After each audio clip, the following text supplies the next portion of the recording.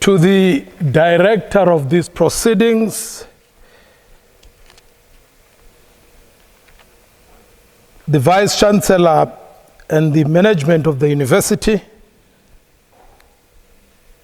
the representative council of the students in the university, and all academic staff, allow me to greet you all in the name of Jesus. And I'm reading with us for the purposes of our devotions this morning from the Old Testament, and I'm reading an Old Testament pericope, Exodus chapter 2, and I will read with us verses 1 up to 3, but for your own comfort reading, I would encourage you to read both chapters 1 and 2.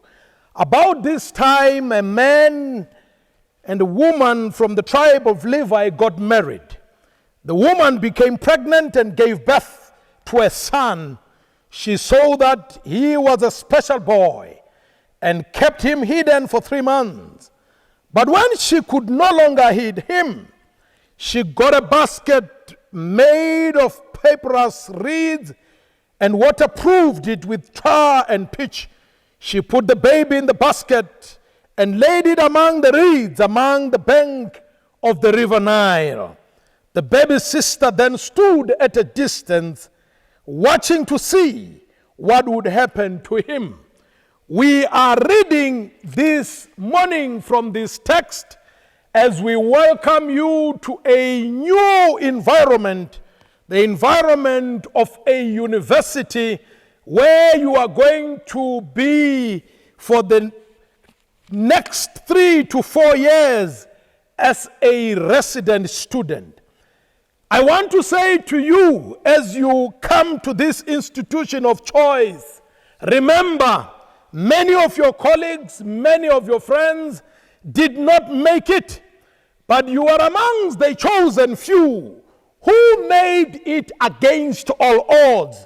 And I am reading with you from where we have read this morning in the Old Testament to show you how Moses came into the world. He came against all odds, but he was still able to make it through in life. And I want you to know that even as you come to this university, you have many destiny helpers and creators who are ready and prepared to help you achieve your dream. And I can say to you, you have come indeed at the right institution where you will be helped to achieve that dream that you have. We know what the king in Egypt wanted to achieve when he wanted to wipe all the boy children and kill them. But because God had a plan, he saved some of them, including the one that we are bringing to you, Moses, who made it against all odds. He made sure that there are people who will be there, who will be ready to help him achieve his dream, to help him raise him as a boy in a foreign land, be raised with good values where he was. And indeed, the boy was helped. He was kept safe because God sent people who were going to be responsible for his safety. And I am here to say to you, as a university student, as you come in, you have a responsibility to be safe when you are within this university. Not only do you have a responsibility to be safe, you have a responsibility to remain focused as you are studying in here in the university. And I am here to say to you, if you stay focused, I want you to know that there are people who God will send your way to help you to achieve your dreams when you are in the university. But I want you to know, like Moses of old, when he was thrown right in the river where he survived, possibly there might have been crocodiles, there might have been other animals within the river, but I want you to know he survived because he had people around him who were able to help him. And I am saying to you, you too have got people around you who are prepared to help you achieve your dreams, achieve everything that you have set for yourself. There must be a Miriam in everybody's life. And you too have got your own Miriam. People who are prepared to help you achieve your dreams. Your lecturers, your professors, your parents, your sisters, who are there for you to make sure that you achieve your own dream. It is in your hands. You have got everything cut out for you. All you need to do is to say to yourself, I know I was not meant hopefully to be here, but God decided that you make it and have a bachelor pass and come to this university. Remain focused. Remain that which God wants you to become. We have people who are ready to support your dream. You will attract goodness. You will attract favor if you remain focused. You need to do this favor to yourself to remain focused. Do not allow the crocodiles of this life to defocus you. Do not allow things of this life that you will meet in the university to defocus you. Some of you are going to experience freedom for the first time. You will be staying away from your parents. You will be staying away from your families. I am saying to you, this is not the freedom to start doing wrong things. Some of you come into the university without having tasted alcohol, let alone smell it. I am saying you've got the freedom to be on your own, but I am here to challenge you. Refuse to be defocused. Remain focused as a young woman, as a young man.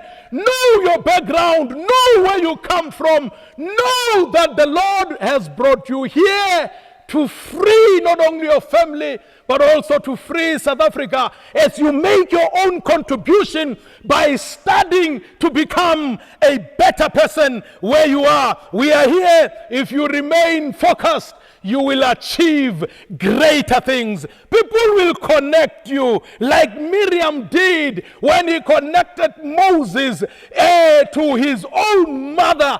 People will connect you if you remain focused, so that by the third year, fourth year, you will be able to look back where you come from and say to yourself, had it not been for the Lord, I wouldn't be where I am. I am here to say to you, like Moses of old, I know the majority of you who are coming to this university comes from families that do not have enough to bring you where you are. And I am here to say you have everything in you to make it.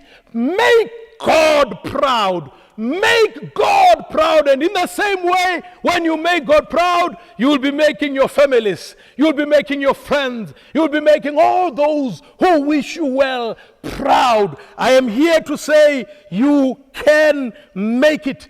God has opened the doors of you being in this university. Yes, you can remain focused so that you can help others to become that which God wants them to be. I am closing by telling you a Swahili proverb that says ihisani hayozi, which means goodness, it's never lost. And I'm here to say to you, if you remain focused, you will attract goodness.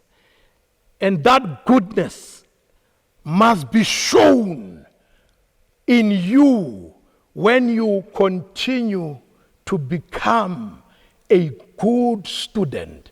That will not only make your family proud, that will make even this university community proud.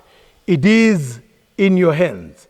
There are many challenges that may defocus you. You need to make a choice that I refuse to be defocused. Let us pray. God, our Heavenly Father, we come before your throne of honor this morning. We thank you for bringing these students to the University of Limpopo, where they are going to be taught, where they are going to be shaped.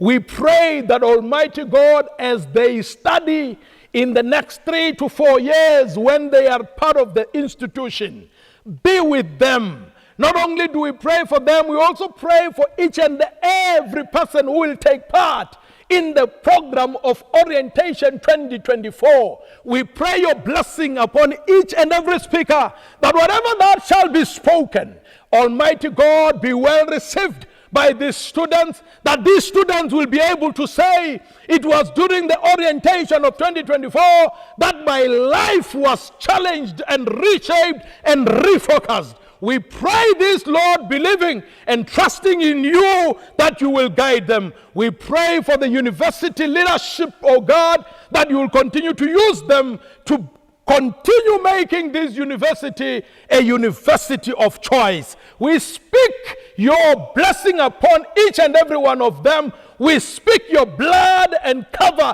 each and every member of this institution.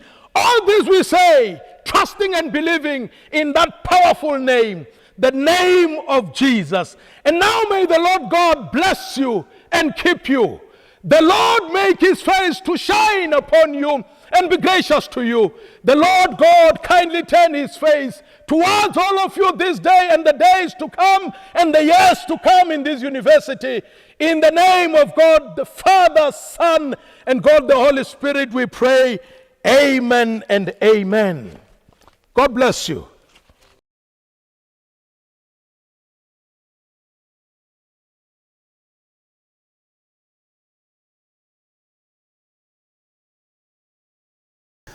Welcome to the University of Limpopo, the iconic institution in the SADC region. I'm happy to announce that the university will be 65 years old this year, which means over the past 65 years, we have been living up to our motto, finding solutions for Africa. And we welcome you into this family, hoping that you'll make your contribution. May I just share with you some of the highlights of this institution. As I said, it was founded 65 years ago. It has 4 faculties as we speak: humanities, agriculture and science, or science and agriculture, management and law, and health sciences. And in these 4 faculties, we offer accredited qualifications, including MBCHB, for which we are graduating the 3rd cohort of doctors, optometry, pharmacy, nutrition science, and a whole lot of other very prestigious qualifications. In humanities, we have School of Education, we produce quality teachers. We have School of Social Sciences, we produce quality social science professionals, from psychologists to social workers. We also have language and communications. And this is the very, very pride of the institution, because some of the most celebrated alumni of the university went through the School of Language and Communication. I'm counting people like Given Mkari, who went on to set up MSG Africa, under which stable we have Capricorn FM and Power FM. And there are many other media personalities who went through this. Marara Moabelo, JJ Tabani, I can name a whole lot of them. And we also have the management and law, which has a very, very celebrated set of alumni, including Dunstan Mlambo, who studied law here, and might I add, even the president of the country studied at this university. We have lots of very, very well-known alumni, including the president of Malawi, Lazarus Mekathi Chakwera. We have so many people that I could mention, but we don't have time to do that. I also need to add that our Bachelor of Accountancy is accredited by SAICA, which means when you study here in accountancy, you will go on to get the CA qualification. Very well-respected qualification in South Africa. A CA from South Africa can work anywhere in the world. I also have to emphasize this. Science and agriculture is a very important faculty for us, because apart from agriculture, which is the biggest employer in Africa, we have science, and in there we have very exciting projects and chairs and directorates, including the Materials Modeling Center. If you are at this university, you can be sure that you have come to the right place. And this Finding Solutions for Africa is more than just a slogan. We hope that you'll be part of this. Let's not forget that 30 years ago, South Africa became independent, and therefore 2024 is going to be very exciting. We have very many political commentators here and analysts who are participating in the political discussion or discourse. They offer very intelligent and educated commentary, and we are going to be part of a very exciting campus life. 1974, Nkgopotse Tiro was assassinated. That's the man after whom the main hall of the university is named. And I must remind you that he was at this very institution where you are. He made a lot of significant changes, influenced the change towards democracy, including being expelled in 1972, and went into exile, and a letter bomb killed him. You will find that as you proceed during the year, you will hear of the Nkgopotse Tiro Memorial Lecture, which is one way of honoring his memory. Campus life is the last thing I want to talk about. I'm sure you will enjoy the lecture halls, you will enjoy the academic infrastructure of the university, but also be able to participate in the recreational facilities and activities, from sports to recreation. You will participate in the artistic landscape of the university. We have a very powerful performing arts culture and a department that teaches that. We have a dance competition, competitive dance club that produces world champions. We have very many sporting facilities. We have athletics where you will be able to run with a comrades marathon winner, Ludwig Mamabolo, who is a member of the staff. So enjoy the University of Limpopo, make your contribution, and take yourself seriously as the ambassador of this university, because who knows where the path may lead you. Welcome.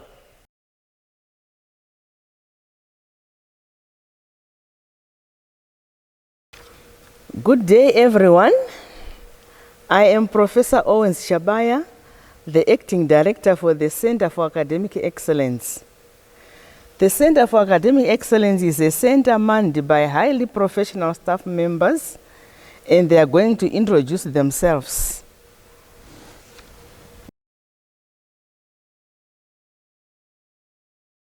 Good day. I'm Manosi Lekota, Senior Secretary for the Center for Academic Excellency, based at B Block, office number 0009. Thank you. Good day, everyone. My name is Mavorito Saro. I'm the coordinator for Baditi Student Support Program that is working with first entering, providing them with mentorship. A very good day. I'm Musmanotsile Motlake, in charge of the Reading and Writing Center. Thank you. Good day, everyone. My name is Agnes Mohali, and I'm the supervisor for the Supplemental Instruction Program, which is SI. Thank you. Greetings, everyone. My name is Deborah Lokota, and I am coordinating the tutorship program. Thanks. Good day. I'm Professor Letswalo Maupi, responsible for University Data Analytics. Thank you. Greetings, everyone. My name is Colin Hlungwane, dealing with student evaluation of teaching and learning and surveys in the university. Greetings, everyone. My name is Evelyn Chia, Staff Development and Support. Thank you. Good day, everyone. My name is Mphomo Dipani. I'm in the Staff Development Unit at the Center for Academic Excellence. Thank you and welcome. All right, students, it is with great delight that I welcome you all most heartily to the University of Limpopo.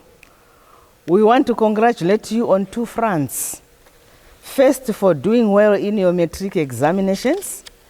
Second, for your admission into the university. More importantly, for making UL your first choice. University of Limpopo is a university that will give you higher education experience of a lifetime. You will never regret. Like any new university student, you have dreams, anxieties, and unanswered questions. It is normal. Just as George Bernard Shaw once said, progress is impossible without change. And those who cannot change their minds cannot change anything. I have confidence in you because you have proved to be some of those who are ready to face challenge and change by enrolling at the University of Limpopo. Your families are proud of you. Your previous schools are proud of you. The nation is proud of you. And UL is proud of you. Hence, you should also feel proud to be part of the University of Limpopo community. Center for Academic Excellence is here as part of the university team to assist you to conquer your anxieties, navigate your unanswered questions, and realize your dreams of giving by giving you the necessary educational support and creating a suitable environment for you as students to meet your studies with success. I invite you to make UCAE as your partner in settling down at University of Limpopo. In addition, in future, to use CAE to conquer study challenges you might encounter throughout your stay at the University of Limpopo. So fear not, for we are here for you.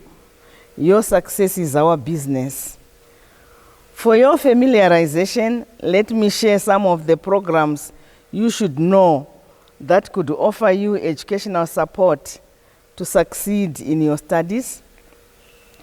The first one is the mentorship program. The main objective of this program is to have the students who have been there and succeeded to assist those who are just coming in to adjust academically, socially, and emotionally in the new environment at University of Limpopo. Student mentors are highly motivated and successful students in the programs you will be pursuing. They voluntarily offer their time and efforts to ensure that your stay at the university is fruitful. They would share their strategies of how they conquered their fears and anxieties. They are at your disposal without any costs. So do not feel lonely or lost. The student mentors are there for you. The second program is the Reading and Writing Center. The major aim of the Reading and Writing Center is to assist students with academic writing skills. In this program, senior students are recruited and trained as language and academic writing consultants. Their role is to assist other students in interpreting and writing their essays, assignments, discussions, and so forth, in line with the expectations of your lecturers. You can work on your assignment, and before you submit it to your lecturer, you can take it to the center for assistance. But remember, they will not do the work for you, but they will guide and help you to organize and present it in a better way. In particular, the center helps you to write and present work in a particular expected format, present a logical argument, write academically, do referencing correctly, and use computers to type your assignments and so forth. The third program is the supplemental instruction. The supplemental instruction program aims to reduce the number of at-risk modules and increase students' academic performance. All the services are offered both online and face-to-face in this new normal. The program focuses on identified modules where students have been found to experience challenges due to the nature of the course. Senior students, that is the SI leaders, who once took that module and succeeded, are selected and trained to offer you specialized support so that you can maximize your chances of succeeding in that particular module. Group sessions conducted by those SI leaders are common in SI program. Such sessions have been found to be very helpful on student learning. Then the fourth program is the tutorship program. The tutorship program is meant to assist the students to revise, revisit what they will have learned in class under the leadership of trained student tutors. Sessions are conducted both online and face-to-face during part of your lecture times or outside your lecture times. And they provide extra time on taught topics so as to increase the students' grasp of concepts and procedures learned in class. For more information, CAE is located at B Block. Telephone extension is 3439 or 2574. For additional information and services, please, I refer you to the UL website and look for CAE. You'll find contact details for each of the above programs. The CAE staff wish you all students a pleasant and fruitful stay at the University of Limpopo. Thank you very much.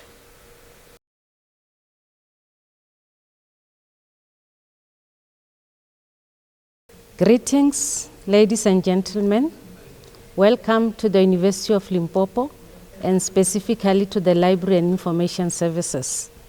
I am Komojo Mapopa, Dr. Mapopa, Executive Director, Library and Information Services. This service is very important for you as you'll be spending your time here at the university. I'm going to elaborate on the services after the staff have been introduced.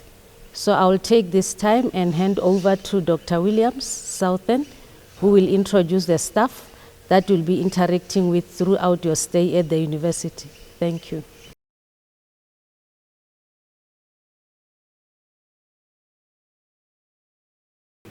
Greetings and welcome to the University of Limpopo Library Information Services. My name is Mary Williams Southern, Director of the Library and responsible for the operations of the library. I also oversee the leadership of the library as well as 4 sections in the library and the hospital libraries. Our 4 sections are the Acquisitions Department, which is responsible for the procurement of library services, technical services responsible for the cataloging and institutional repository, and we also have the information services responsible for the liaison between the library and the faculty members. We've got client services under my leadership, responsible for the circulation, short loan and interlibrary loans section. Our hospital libraries are based at the Polokwane campus as well as the Mankweng campus. And for those, we've got leadership under the principal librarian and also senior librarians. I'll give over to the HODs to introduce themselves.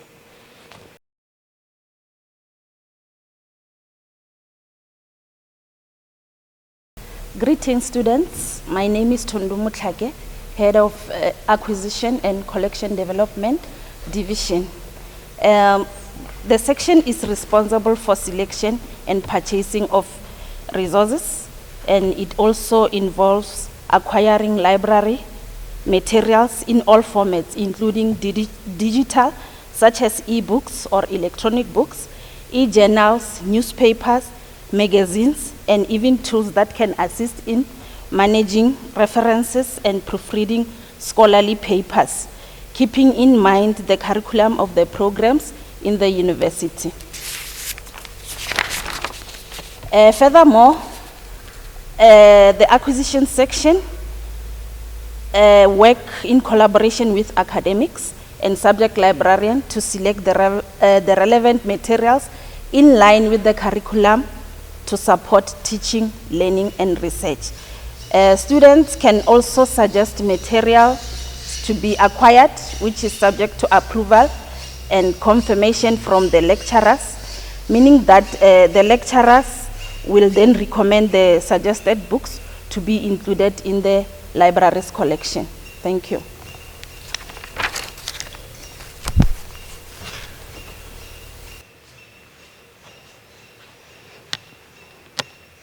Greetings, students. My name is Winnie Maraga. I'm the sectional head of the Technical Services Department in the library. Our section is responsible for the organizing, preservation, and making sure that the library materials are accessible. We are doing so in maintaining the library catalog to make sure that all the acquired resources in the library are available on the catalog, from physical materials to digital materials. We are also you are also maintaining the D-space of the library, which is the thesis and dissertations that are acquired online by the students and all the academic staff of the University of Limpopo. The other function that our section is responsible for is to make sure that all the ICT that supports the library and information services are up to date. This is done so by making sure that the students' computers, the staff computers, and the integrated library management system is always on point. Thank you.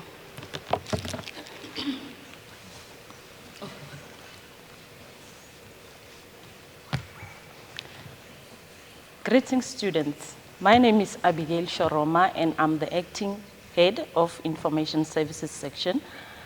The Information Services section is responsible for liaison between the faculties and the library.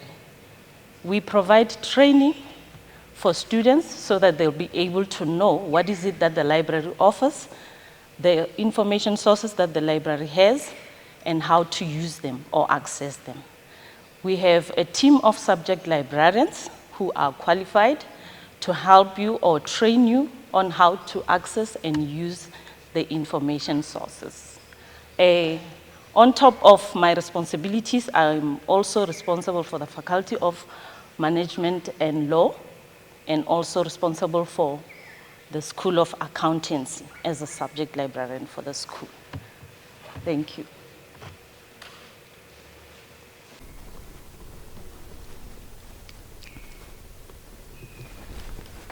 Greetings, my name is Arnold Twala. I'm from the Collection and Development section of the library.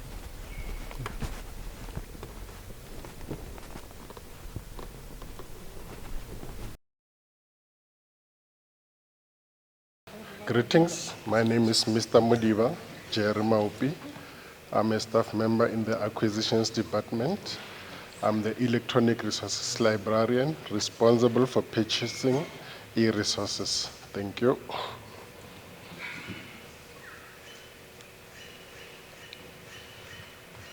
Hi to you all, 2024 first entering students. My name is Pumorani Endroliabara. I'm affiliated to the University of Limpopo's Library and Information Services. I'm the systems librarian. Basically, I'm the IT guy. Thank you.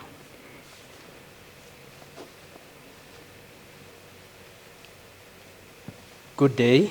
I am Safotle Mutiba, working as a cataloger in the University of Limpopo Library.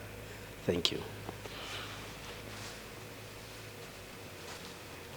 Greetings, my name is Lucas Siavi. I'm a librarian for the Faculty of Humanities. I'm also directly serving the School of Education. Thank you. Greetings, students. My name is Lona Mudiba. I'm the librarian within the client services. Thank you. Greetings, students. My name is Hawala Shai, librarian for Faculty of Health Sciences and Faculty of Science and Agriculture. I'm also responsible for the School of Medicine.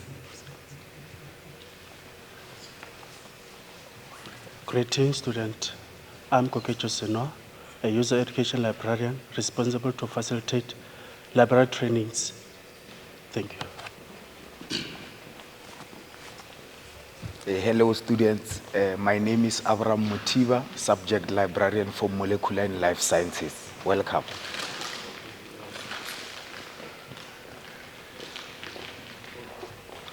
Greetings, students. My name is Daniel Mawele. I'm responsible for School of Physical and Mineral and also School of Mathematical and Computer Science. Thank you.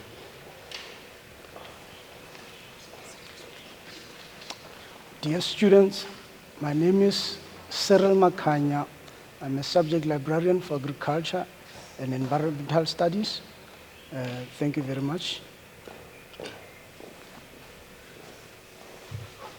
Thanks very much, and receive my humble greetings, students. My name is Mushito Jonas Mushweu, and I serve as a subject librarian for the School of Languages and Communication Studies. Thanks very much.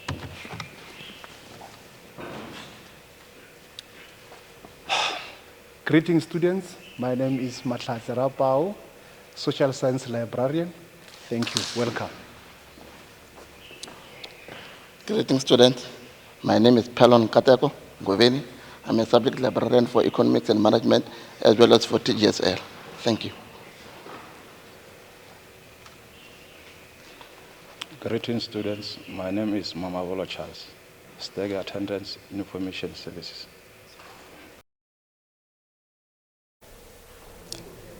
Thank you, students. You have just met the team from the library, and as I indicated, you will be interacting with them throughout your stay in the university. Receive heartfelt congratulations from the University of Limpopo Library and Information Services for performing well in your matric examinations. You made a wise decision by choosing to begin your career at the University of Limpopo.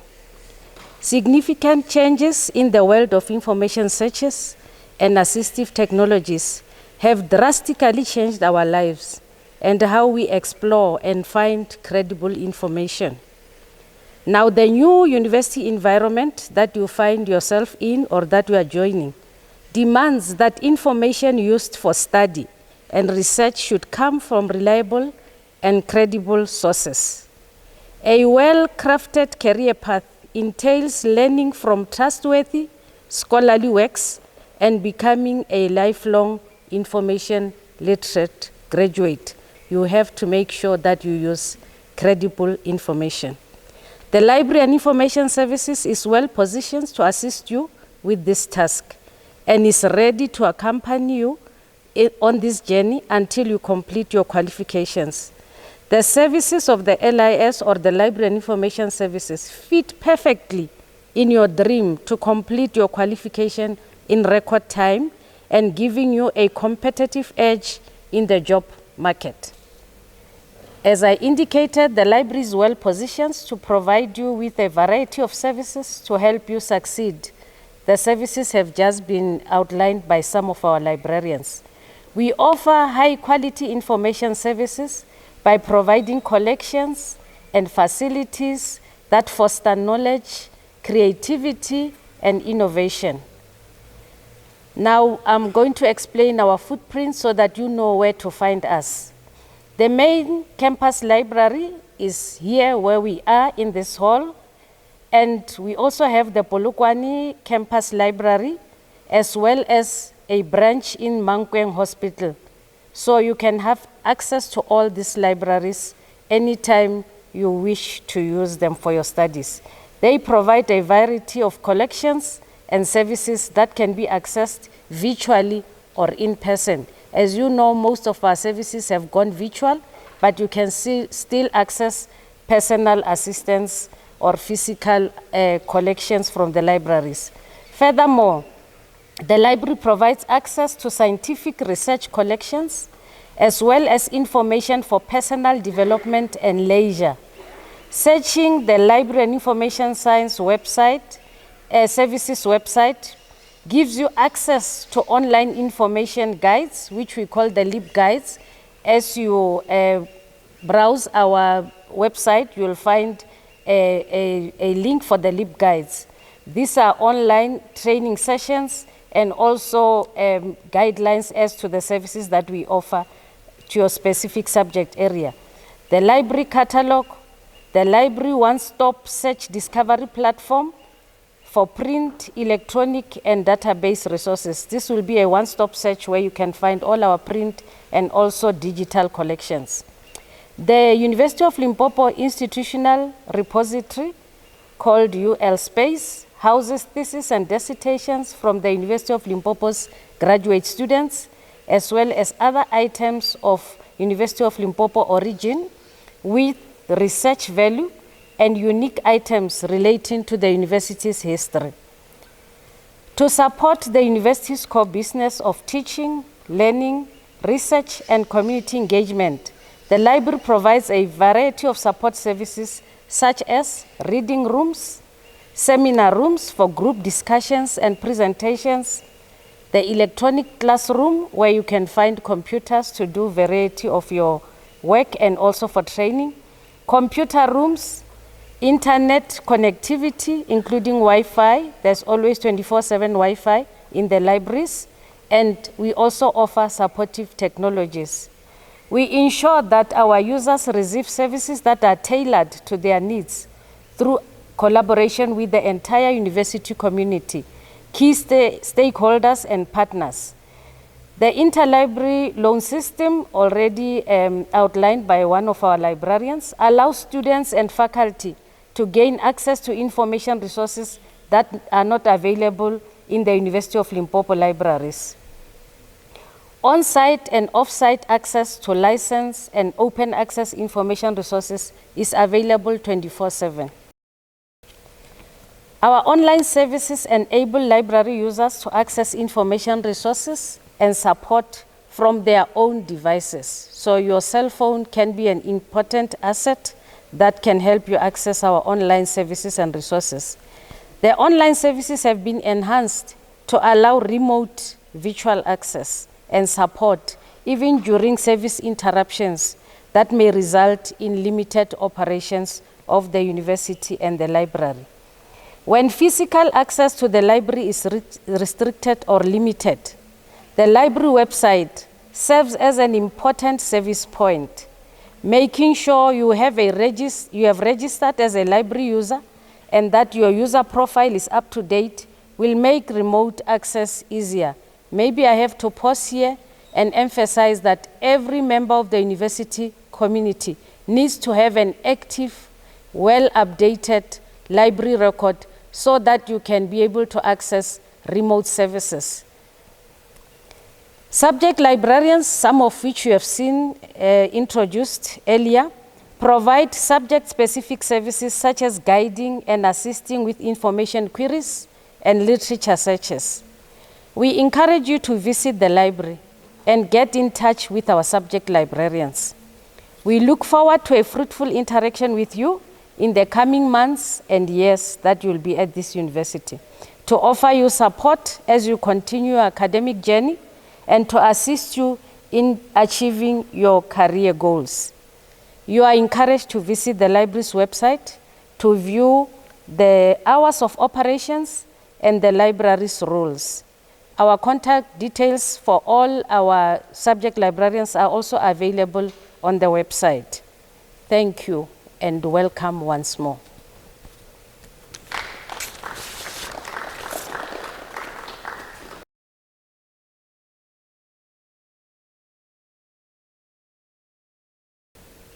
Macheroni, students, Abusheni, Makadini, Sanbonani, Molweni, Dumelang, Kilidumedisha Kamoka.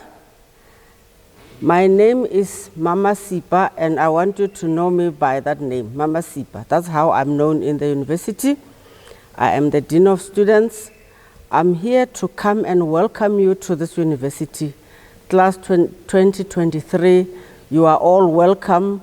I'm aware that some of you have completed prior to 2023. All of you, even those, you are all welcome to this university, the University of Limpopo. We are aware that there's change that's going to be happening in your lives. First of all, I just want you to note that you are not small children any longer. Most of you are above 18 and as a result, legally you are adults. So your behavior is going to be expected to be behavior of adults. Our goal in student affairs is to provide an environment of safety across the university. Those people that are on campus here and those that are going to be staying off campus. Our responsibility is your safety and to create a safe environment for you. All of you, all. I also want to acknowledge the fact that all of you are not the same. We've got different types of people. You are unique. You are going to be treated as unique as you are, and that has to be observed by the university. We know that the people that we work with have got all the experience that you need to groom you to be future citizens, good citizens of this country. Now, noting that you are unique and you've got different needs, it is very important for you to realize that the university acknowledges those different challenges that you are having, and as a result, we are going to try by all means to meet the challenges. To that effect, if you have anything for that matter that you would like the university to know about, sicknesses, problems, social issues, please communicate with us. It is very important that we know you and you know us, and then we can then work together. Student Affairs strive to provide students with a more practical and proactive program that fosters student success, leadership, prosperity, and well-being. As I've already indicated, one of our most important roles is to make sure that we're grooming good citizens for this country. We try to do that by grooming you, training you, taking you through different programs that are going to make you a better person. Try to participate. Try to make sure that you are participating in all different aspects of the life of a student at the University of Limpopo. The Student Affairs has got 4 departments at this point in time. We have Student Life Governance and Development, which is led by Mr. Ngumalo. We have Residence Administration, which is led at this point in time by Memle Mekwani. They will come and address you, and they will introduce themselves. We also have Student Health, Wellness and Wellness Center, which is led by Mem Mampa, Sister Mampa. Sister Mampa will also talk to you and explain to you how functions are taking place there at the Health and Wellness Center. And then, of course, we have Sport and Recreation Administration. I'm asking all of you to make sure that you know where these places are, the offices are, and make sure that you make yourself familiar with the activities that are taking place there. I just want to emphasize something to all of you. This is not a high school, it is a university. There is no need for you to be rushing to the Vice-Chancellor's office. Our principal is a Vice-Chancellor, not just a principal. So please, students, make sure that when you have problems, you go to the correct offices. If it's academic, you will be addressed by the deans, executive deans of the faculties. Make sure that you communicate with the deans. If it's anything that has to do with life experiences, my office my door is always open. Please do come and talk, be free to come and talk to us. Issues will have to go to the Vice-Chancellor when it is really, really, really necessary. I also want to introduce a very, very special part of the student body, which is the SRC. The SRC works with us. The SRC will address you. They will talk to you about matters that relate to students and how they represent you. Try and familiarize yourself with the SRC, because whatever problem that you have that relates to students, if you don't know where to go, start with the SRC. They will guide you and they will tell you where you are supposed to be going. University education is not just a pursuit of academic excellence, but also a process to help you grow, as I have already indicated, and to understand yourself. Very importantly, what you are going to find in the university is that, you grow much faster socially. We've got different kind of activities here. As I've already indicated, the departments that we're having in student affairs, you're going to participate in sport, you're going to participate in politics. You've got a variety of areas where you can excel and find a platform to grow. If you're going to be a politician, you can do that. Remember that when you study, you're not only just studying to go and get a job. You are studying to expand and be a better person. So you're going to find that some of the academic programs that you have studied here are not necessarily going to give you a job. So use all the other opportunities that can make you survive in this country and beyond. It is very important that we all know what to do. So you must join various student organizations and participate in different student activities. You can ultimately become a soccer player. You know, we give those opportunities. You can be somebody that acts, you know, you are going to find that there are many other things that you can do. As a result, we have over 100 social and academic clubs and over 10 sporting activities. You can decide where you want to affiliate and get involved. Very, very importantly, we also have a gym where you can also affiliate and go and do your exercises there and expand. I just want to emphasize that, as I said in the beginning, that you are now an adult. You are going to be legally a responsible person. Please also be a responsible financial manager of your finances. There's not going to be a parent at this point in time in the university that is going to be taking your money. There's a lot of entertainment here, a lot of social activities taking place. Be careful that those activities don't take your money.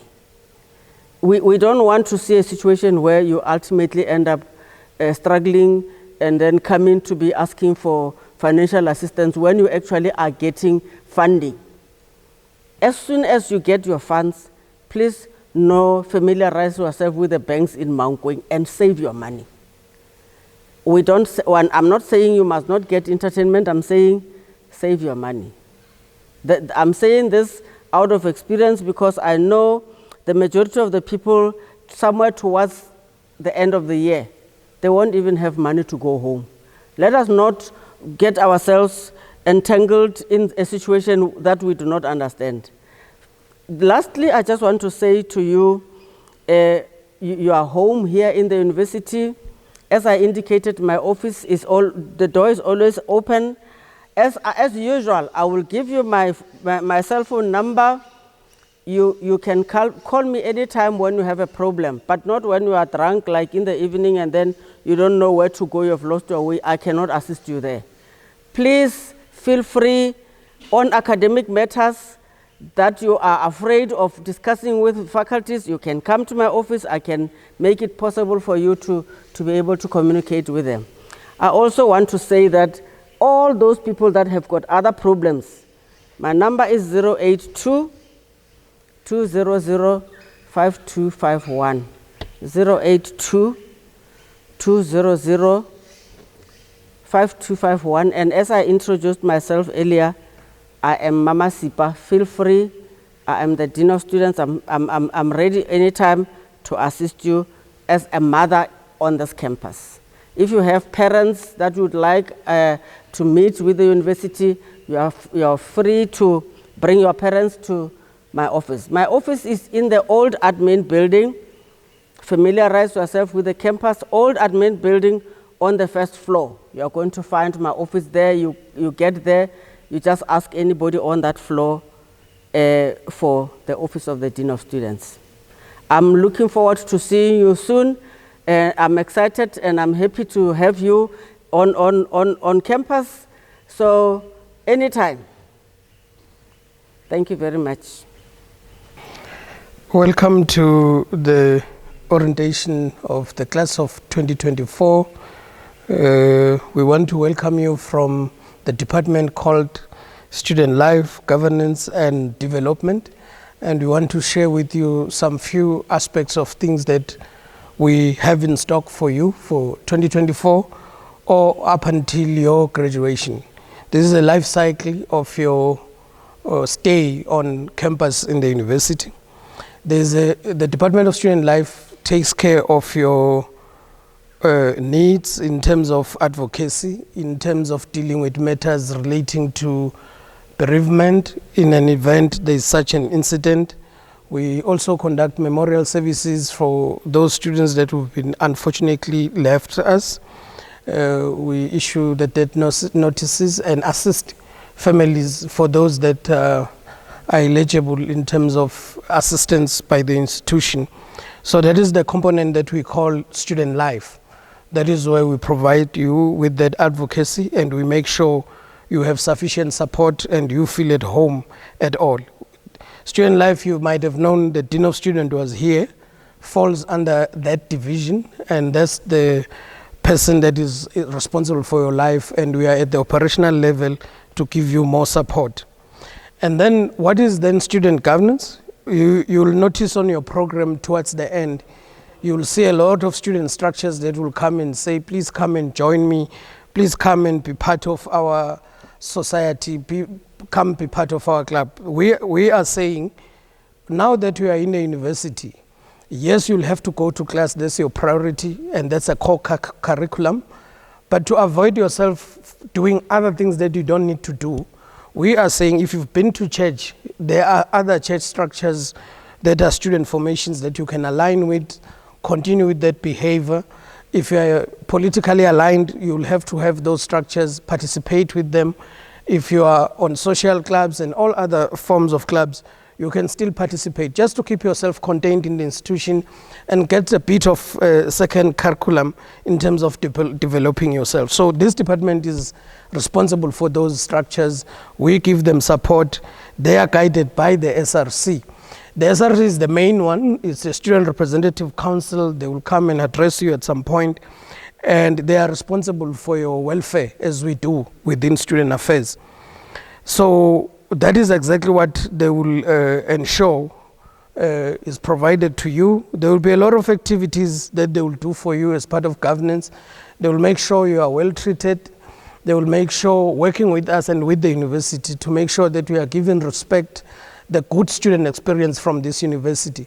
So we are working as a team to make sure that at least you have all those benefits and you feel important as people that are very necessary to be here.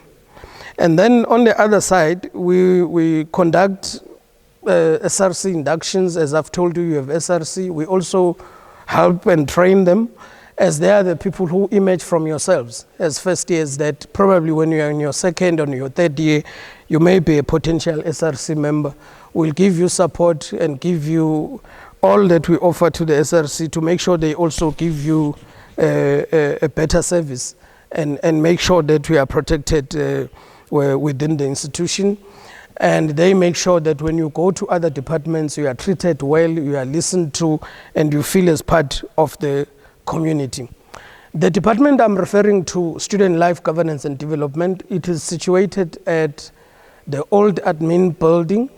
That is the first floor. That is where you'll find us. We are closely related with the SRC in all our operations. You'll find the SRC at the chambers. That is where their offices are situated. You'll see as the year begins, the SRC will have a lot of programs lined up for you. We work with them behind the scenes to make sure you are safe, to make sure that those programs are of value to you, to support you. The intention is not to destroy you. And even if there are entertainment events or programs, just remember one thing, the main reason why you are here. We want you to progress. You are funded by NSFAS. They expect you to pass at a particular level so that there are no issues with your registration come the following year. Should you then choose to neglect your academics and focus more on social life and social activities, you'll then have these new problems that you never had, where you now had to deal with the appeals so that you get registered. Yes, SRC can help you, but you have to help yourself first by making sure that you keep up with the main goal that you came for in the institution. As young people, I thought, let me share this as part of being student development. When you come to the university, it is now when you are in charge of yourself. You make your own rules, you make your own decision, what time you come back to your room, what time you can go to class. Even if you are not in class, there is no one who is going to come and look for you that you didn't show up for your module. So that control is now with you as an adult.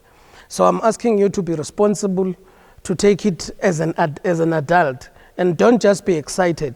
Choose to neglect your studies, get involved with all sorts of easy ways of making money, being influenced by friends, wearing designer clothes, or getting those special weaves, or whatever you guys will call it.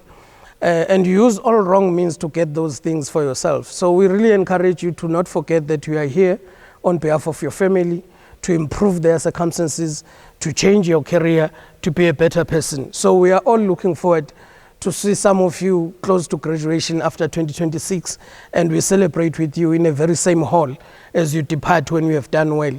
And then your parents here also to celebrate, as opposed to situations where you would have dropped out of campus and contributed to unemployment in this country, and you remain destitute and create more problems for our society. So welcome to the University of Limpopo. We're looking forward to receive you and enjoy the whole 2024 with you, making sure you are safe. You'll contact us, as I've indicated earlier, at Old Admin Block, and you'll engage with your SRCs. Their details will be shared with you, and we're looking forward for a very fruitful year for student life, development and governance for 2024. Thank you very much.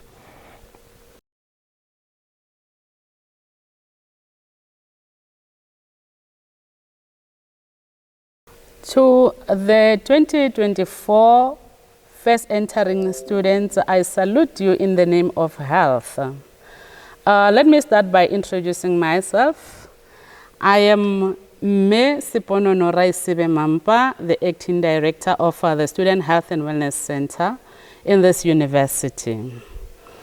Talking about the Student Health and Wellness Center, we are an accredited primary healthcare facility that provides comprehensive and diverse healthcare services to all registered students in this university. We offer youth-friendly healthcare services to our students. This is our pledge.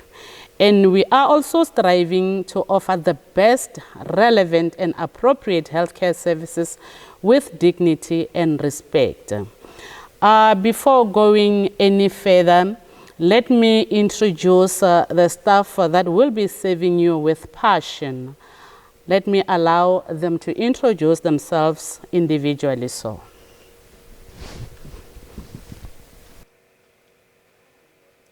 good day. My name is Mulibatsi Mujapilu. I'm working at Student Health and Wellness Center. I'm coordinating sexual reproductive health services. Thank you.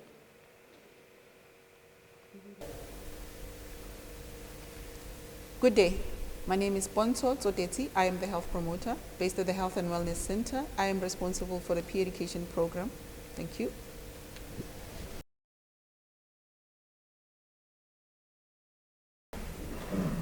Hi everyone, my name is Aksama Mabolo and I am a colleague here. Hi everyone, my name is Matepem Pasha. We are the administrators at the Health and Wellness Center. You'll find us at the reception for your services. Thank you.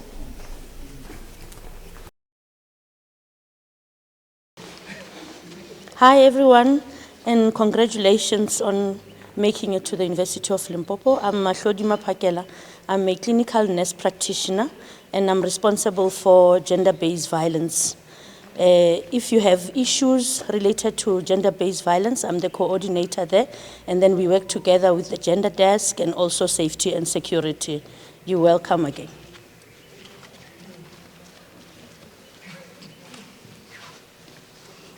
Hi everyone, my name is Tutuzile Kininda.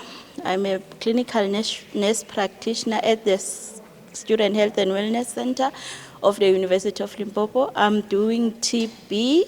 So if you find yourself having any signs of TB, coughing and so on, you know where to find me. I'm at room 2, the old health center, but right now we are at the new building. Thank you. Greetings to you all. My name is Khaled Matlo. I'm a professional nurse at Health and Wellness Center. I'm coordinating cancer. Basically, I do breast cancer screening and cervical cancer. Can't wait to meet you guys. Bye. Hello everyone, my name is Petros Mulutakwana. I'm a professional nurse working at the Health and Wellness Center. I'm coordinating the termination of pregnancy. When you have a problem related to that, please, you will find us at the Health and Wellness Center facility. Thank you. Hi everyone, welcome to the University of Limpopo. My name is Sizani Mabunda. I'm the clinical nurse, professional nurse at the Student Health and Wellness Center. I'm the mental health coordinator. I deal with assessing referrals. We work with student counseling, and then we also work with other departments. So when you are dealing with anything that is related to mental health, I'm the one to look for. Thank you. Hi everyone, my name is Nchabelen Linda. I'm a professional nurse at the Student Health and Wellness Center. I coordinate primary health care. I can't wait to meet you guys. Eita Ola, hi student. My name is Matthew Maja. I'm a HIV and AIDS officer. I'm dealing with HCS services, which is HIV and testing counseling. Thank you.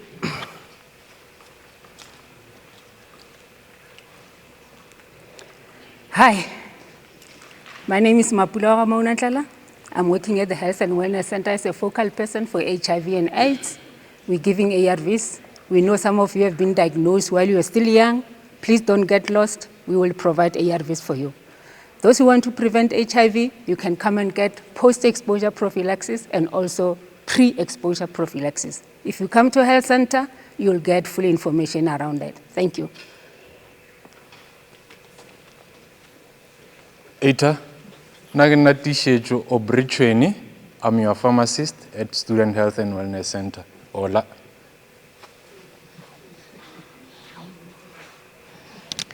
Hello everyone, my name is Noktilando.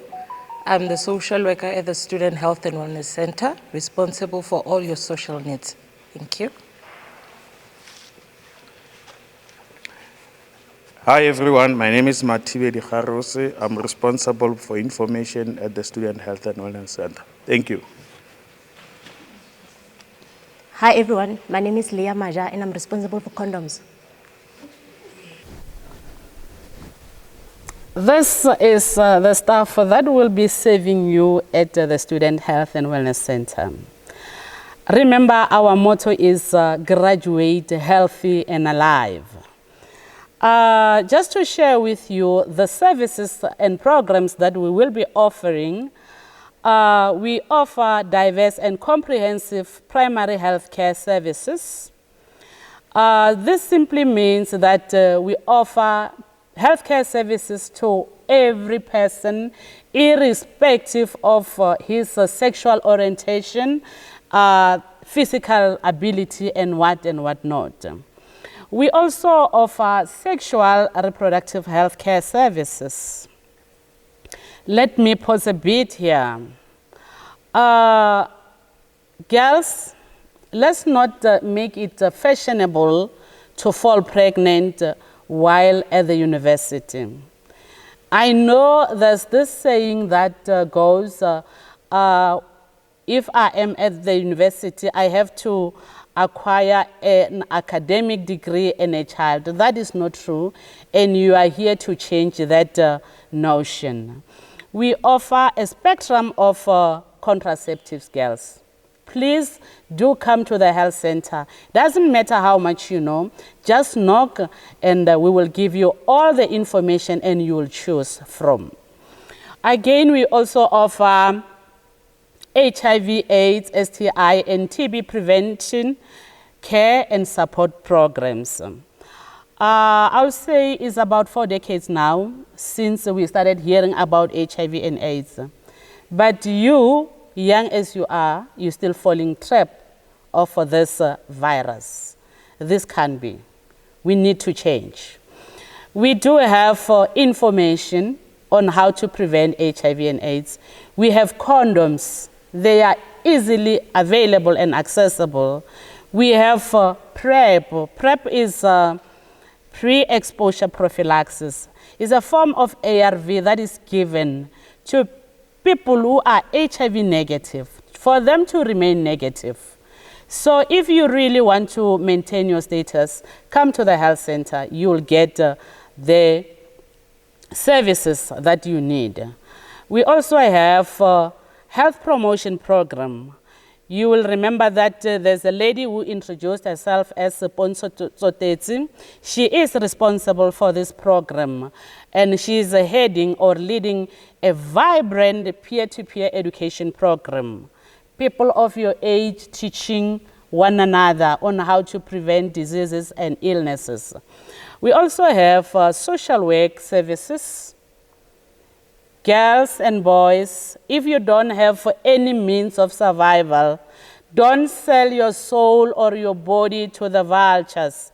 Come to the health center, talk to our social worker, and see if she can help you.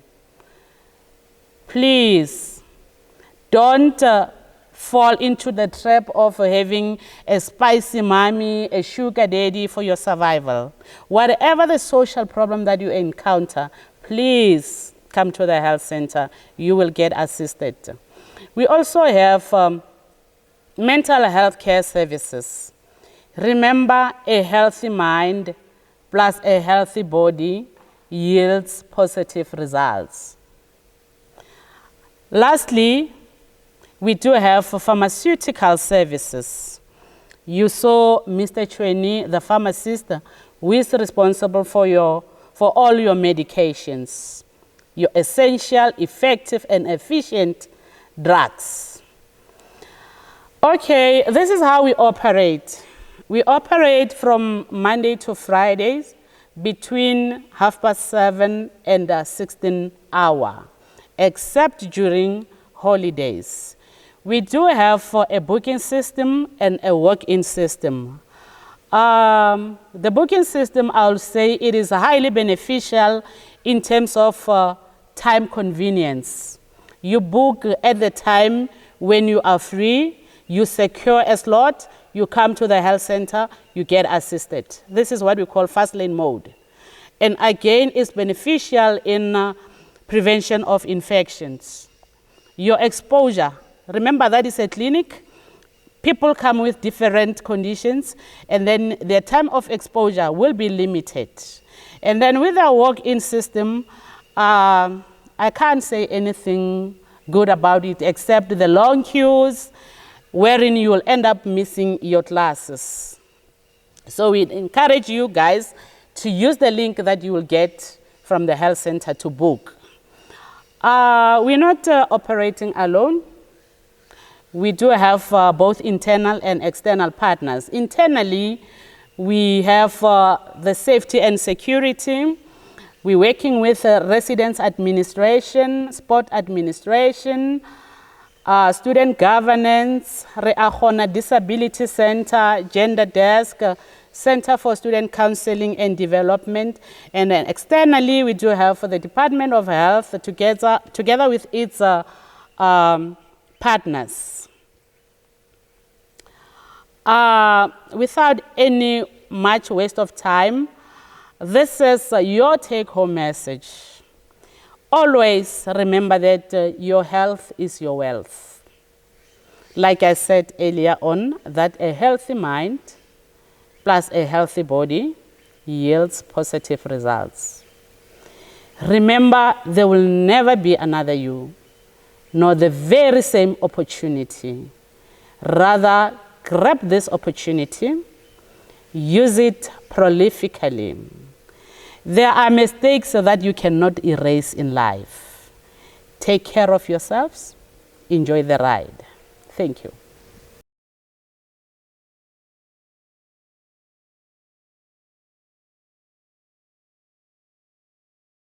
Let me start first by welcoming you at the University of Limpopo and extend a very warm welcome, and most important, for appreciating you in choosing the University of Limpopo as your life partner.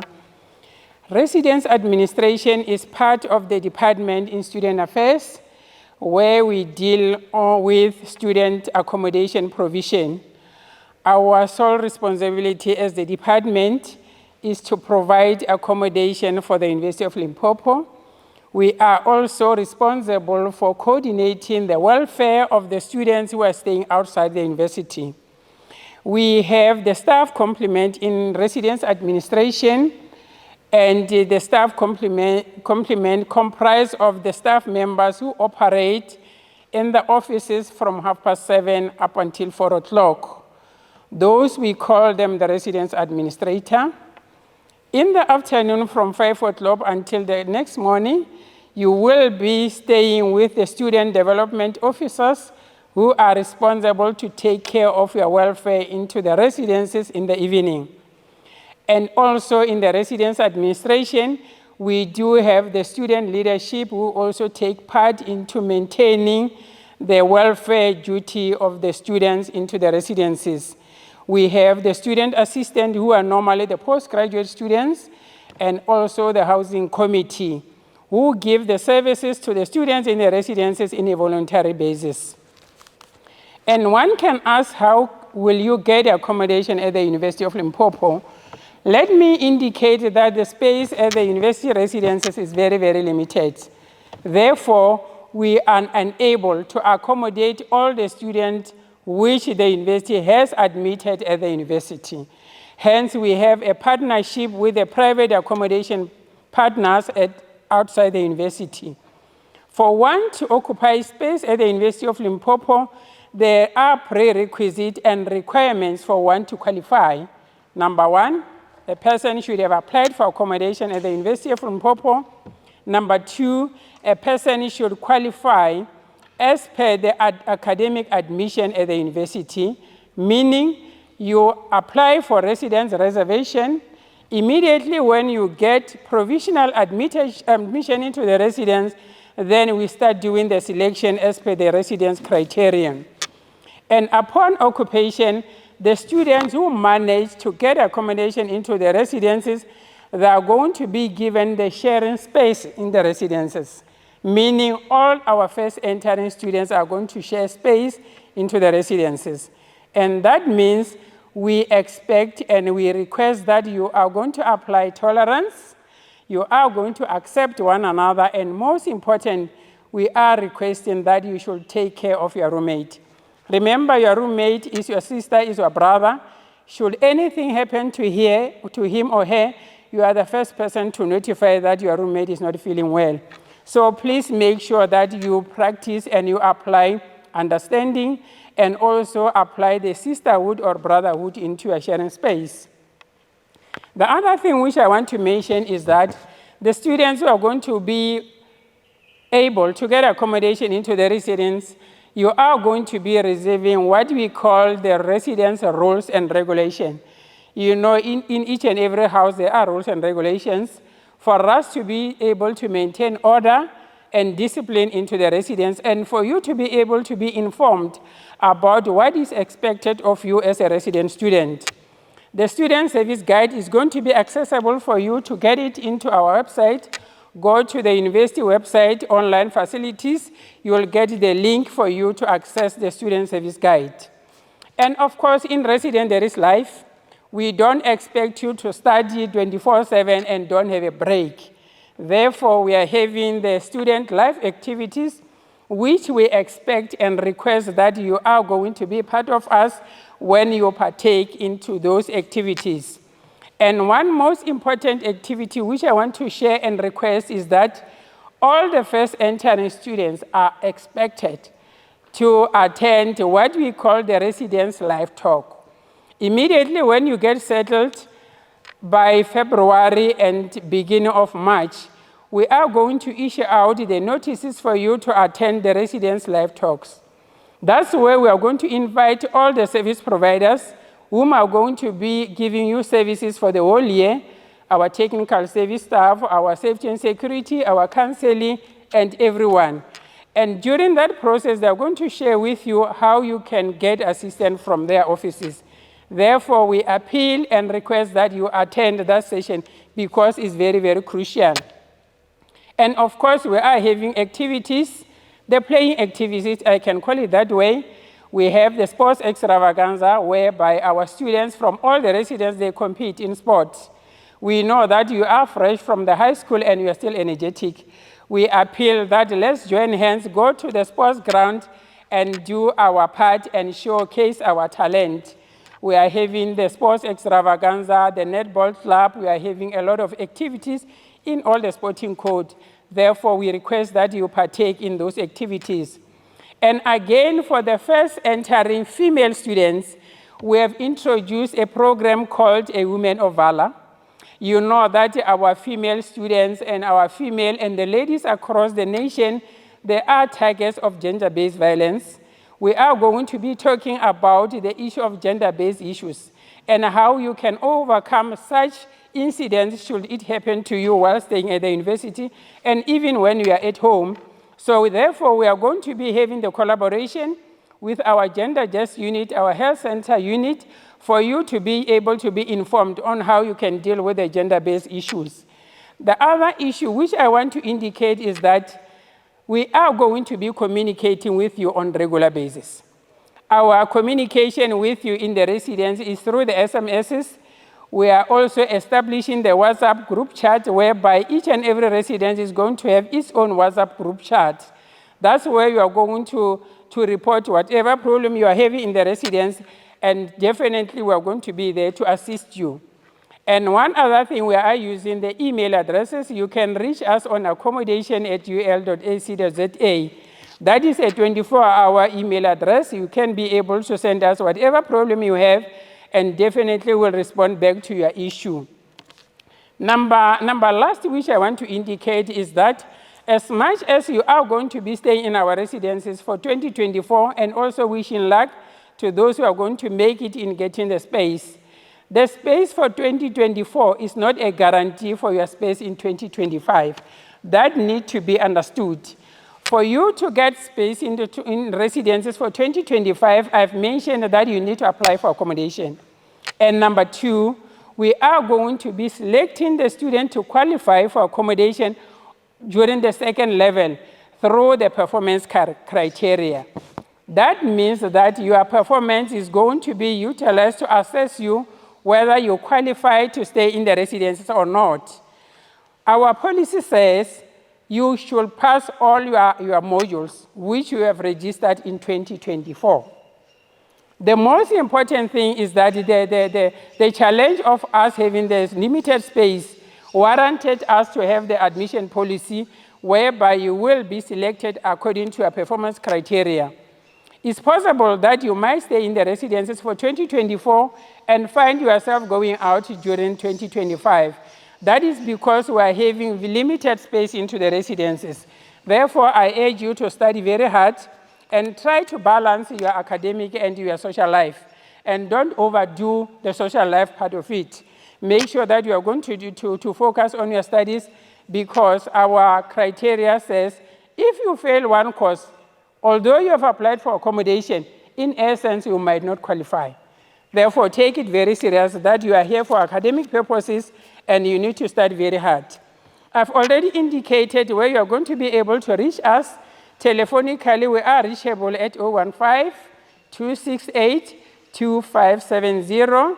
Alternatively, at 015-268-4354. With me, I've got the colleague, Mrs. Manzini, the student assistant manager in residences, and that's where you are going to be engaging more with our head office because she is responsible for the operations. I'm going to hand over to Ms. Manzini just to say hi to you, and let me in closing say you are all most welcome at the University of Limpopo. I hope to see you more often in the residences because we are going to play together, we are going to study together, and we are going to engage more. Thank you, and thank you, and thank you so much. Over to you, Ms. Manzini.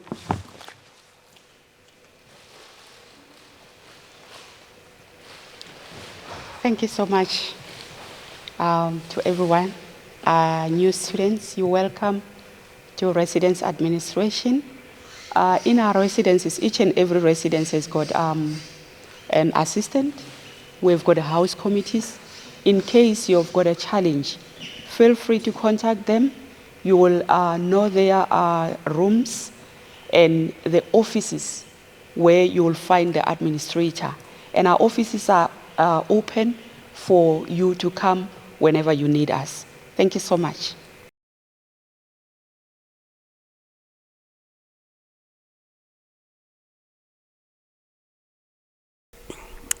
Good day, Tobela. My name is Sonika Fritz. I'm the Acting Director for Sport and Recreation.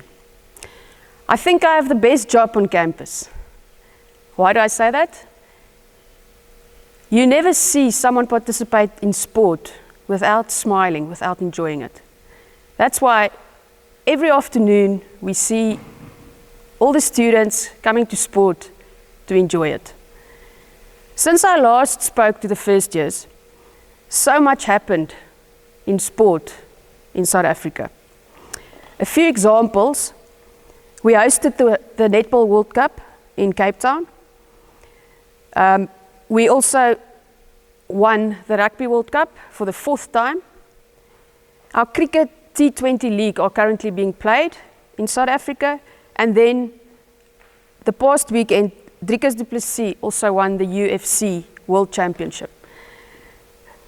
Just to bring you back to the World Cup, our students on campus watched that match. Over 3,000 students turned up for the match, the Rugby World Cup final, on the rugby field, watching the match on a temporary screen. And then we just realized again the power of sport. Everyone was there, having fun, enjoying the match and supporting South Africa. The main focus for us at the department in 2024 is to become a more holistic campus, to become a happy campus, where we get most of our 23,000 students to participate in sport in some form. It doesn't have to be competitive, it can be recreational only. What do we offer at the department? We have 25 sporting codes, from athletics, rugby, cricket, all the way through to dance. We have free participation for every student and staff member on a Friday afternoon. We have internal leagues, we have external leagues. We compete at the USA Championships.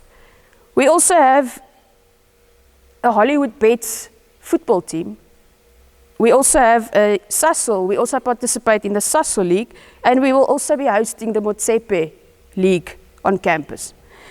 The facilities that we are very proud of, we are currently renovating our football stadium, and it will be a state-of-the-art football stadium and athletic stadium called the Oscar Mpeta Stadium. We are very proud of this renovations, as it will take the university football field to a new level, and enabling us to host more national and maybe international events. The other facilities that we do have, 2 indoor facilities for our indoor sport, including dancing. We also have netball, basketball, volleyball, tennis courts. Also a cricket pitch, hockey pitch, and a rugby pitch.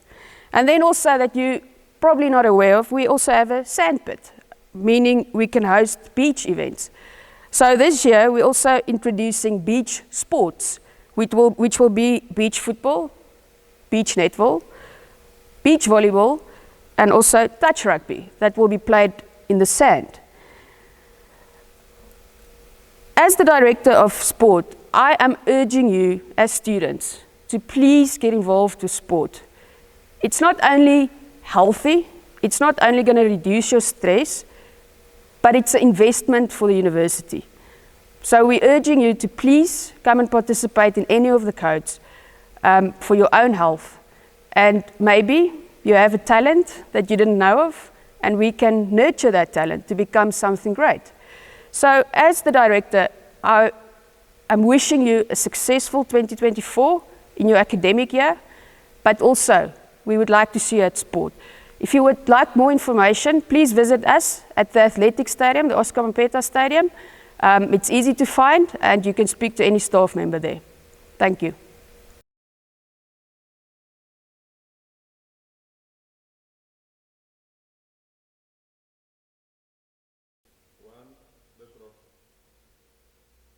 A good day, my dear students, and welcome to the University of Limpopo. I would like to commend you for choosing the University of Limpopo as your first choice. Briefly, I just wanted to indicate the following. As a first-time entering students, regarding academic administration. Academic administration falls under the Office of the Registrar. The division provides academic administration processes to the university core business of the university. There are 3 sections under academic administration. The first is enrollment management, followed by assessment management. The last one is certification in student records. Enrollment management is the section which deals with prospective students' application and other related matters.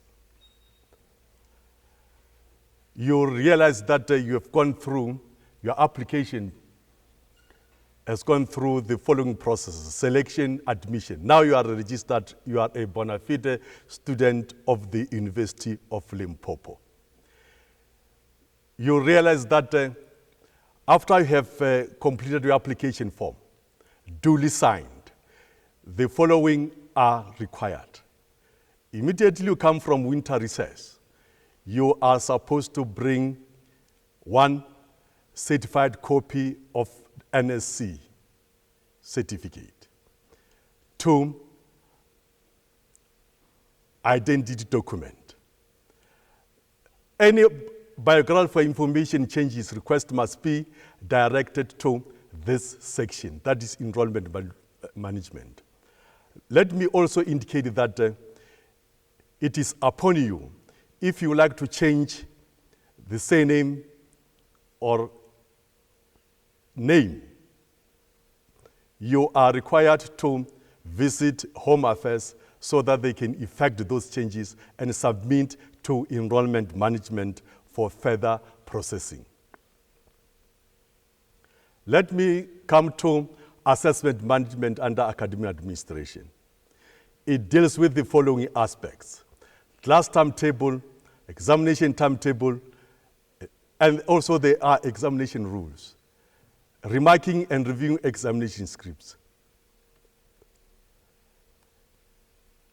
I would like to also indicate that please make sure that you check your timetable, your class timetable, the clashes. When you have registered, check the timetable, the class timetable, as well as exam timetable. There are university general rules. University general rules, which are very critical. You have to be conversant with the university general rules. There is a university calendar, general calendar.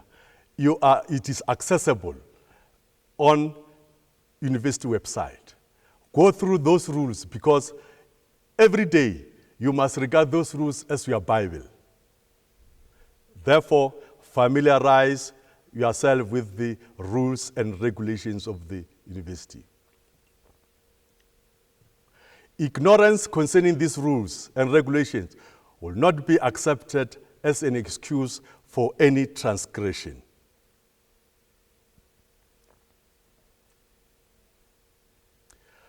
On registration, this G Rule 3, on registration, after having completed the signed and official registration form or submitted to the subject choice, in the case of online registration, you are agreed to pay the prescribed tuition fee and abide by all applicable rules.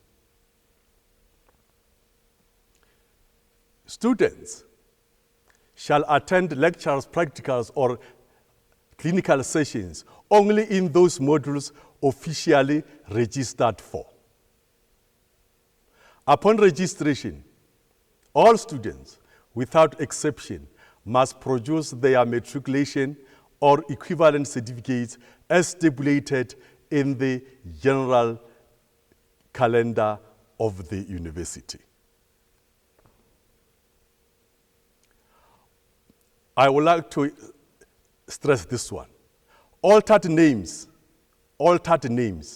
and surnames of students will have effect from date of publication in the Government Gazette, and all documents issued prior to the date will remain in the altered or previous names and surnames. All requisite fees shall be paid as determined by council. No academic documents and information pertaining to a student shall be released until all outstanding debts have been settled. The duration of study. This rule is very important. Students shall follow an approved program of study as prescribed by the rules. Revisit the University General Rules. The programs have minimum and maximum durations of years. Renewal of registration. All full-time students who, after having been registered for a full-time academic year, has not been able to accumulate any credits, will not be able to renew his or her registration at this university. Upon certain exceptional circumstances, Senate may allow a student who was thus excluded to make representations to Senate to be readmitted to in the following year. All full-time student who has been enrolled for a period of 2 years, exceeding a minimum period of attendance of a qualification as stipulated under Rule G10, and is still not in a position to complete his or her study program in one more additional year, will not be allowed to renew registration at this university in the following year. Student records. That's the last section under academic administration. Student records is the custodian of students' files, past and present. It deals with examination results. It deals with transcript of academic record. It deals with graduations, certificates, duplicate qualification statement, confirmation or verification of qualification.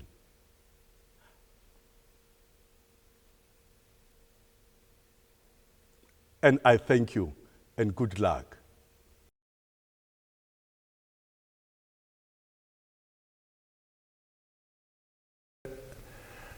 My word of congratulations to all of you as you enter your first year of tertiary education. My name is Isaac Maredi. I'm the Executive Director, Information and Communication Technology at the university. I'll be taking you through some aspects, just a brief overview of what the Information and Communication Technology division is offering at the university, in particular for you, the student. I'll just indicate in my overview the locations where you'll get different services and facilities of the ICT or computing facilities and services. We'll also indicate in particular the computer laboratories which are key to your studies that you'll be using for your learning activities throughout your academic year, and also other services that are available to you in the information and communication technology space. With that, I just want to indicate that the ICT as a division at the university is a strategic support division because it has got a very important function to enable the university business in order to enable the key consumers of the service, namely you as the student, to be in a position to enhance your learning experience through the use of digital and computer technologies. Our vision is to provide a smart, coordinated and integrated ICT infrastructure and services that will enable enhanced teaching, learning, research and community engagement. Those are the things that as a student you'll be engaged in throughout your academic year, throughout the academic program. Our mission is to offer reliable services. Hence, we are here to share with you some of the services and some of the facilities or the infrastructure that we make available for you to assist and enable you to actually enjoy your teaching and learning activities. The overview will also include some of the support sites or the sites that we are supporting where ICT and computer services are being offered. And in this context, by site, I'm referring to various centers or campuses of the university where we offer support for IT services. One is the main one, which is the TEFLOP campus, where I believe majority of you will be based. We also offer services at EduPark, which is a special campus for our graduate school, also called TEFLOP Graduate School of Leadership, which is based in the city, in Polokwane. We also have services at Polokwane hospitals. Those that are in the health sciences faculty will most probably interface with that location at the Polokwane Hospital. Similarly, Mankweng Nursing College at Mankweng Hospital. Dalmata Health Promotion Area. We also have a campus in Nelspruit in Bombela in Mpumalanga, and also those that will be studying agricultural and environmental sciences. There's also a campus at Experimental Farm somewhere in the Polokwane area. So all these are the locations that are supported with ICT services and facilities in order for you to engage on.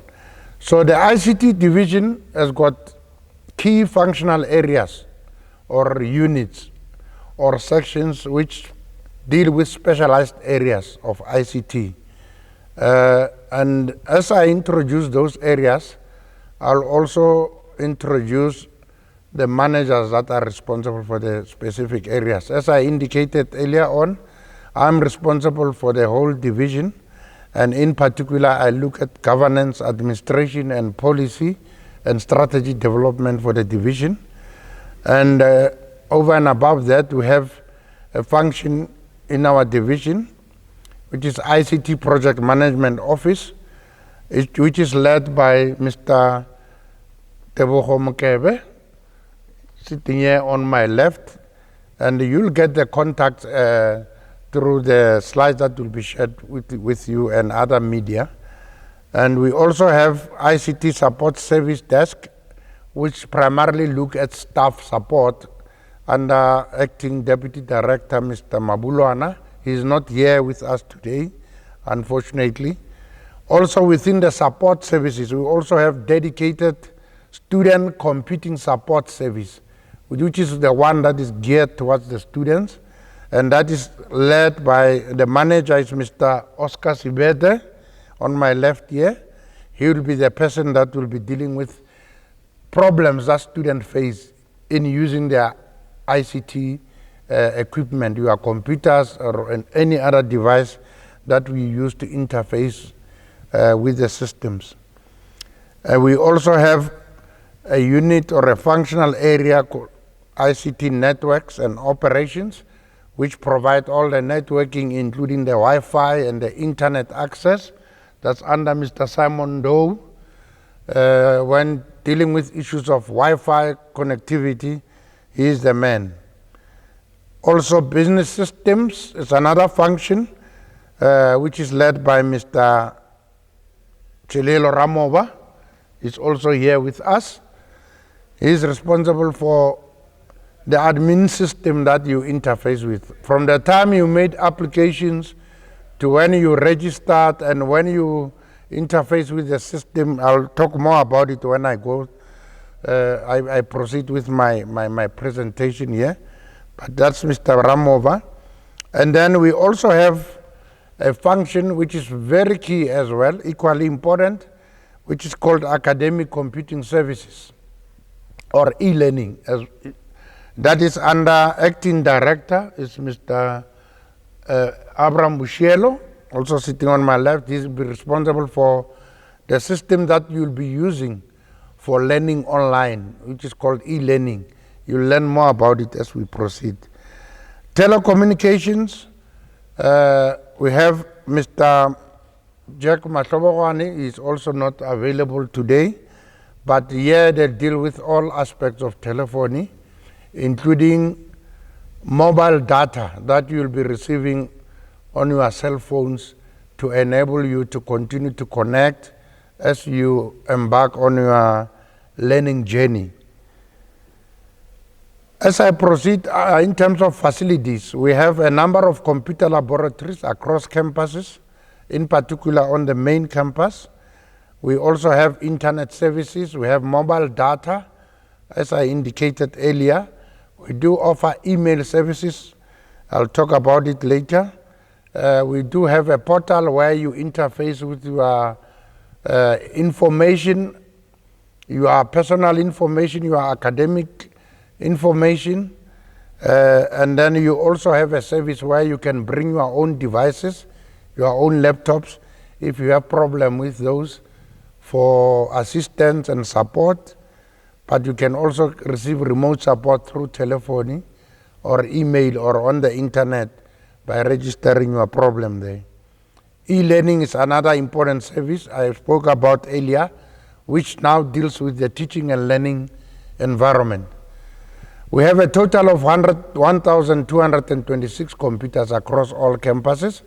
Majority of them are situated in the main campus here in Mankweng, Teflop campus. They are spread across 14 venues, which we call computer laboratories or computer labs, where one venue is situated, as you learn soon when you are moving across the campus. One venue is at Mathematics Building with 4 laboratories, which carries more than 400 computers that are available to you as a student to interface with the digital platforms. The other venue is the R Block building, which consists of 3 labs and is equipped with 148 computers. We have M Block, which has 3 labs and equipped with 148 computers and 2 printers. Languages and Communication Lab, which is the biggest of the venues, which accommodate, has 3 laboratories with a total of 460 computers at the moment. We also have a specialized venue close to the residence areas at the MBI building, which is used specifically for you students to bring your devices to be assisted if you have a problem. And it also has about 66 computers and 2 printers at your disposal. We have operating hours in the computer laboratories or the computer labs. Monday to Friday, the computer labs are open from 7:30 up to midnight. On Saturdays, from 8 in the morning up to 20 hours, that's 8 in the evening. Sundays, it's open from 8 in the morning up to 16 hours in the afternoon. During public and university holidays, the computer labs are closed. But the times that I've mentioned are adjustable. We sometimes adapt to their demands. For example, during exams, we do adapt those hours to accommodate the demands of the students for that service. We do offer internet. Wireless access is available, but not all areas are covered. But in the main, you'll get some form of access through Wi-Fi.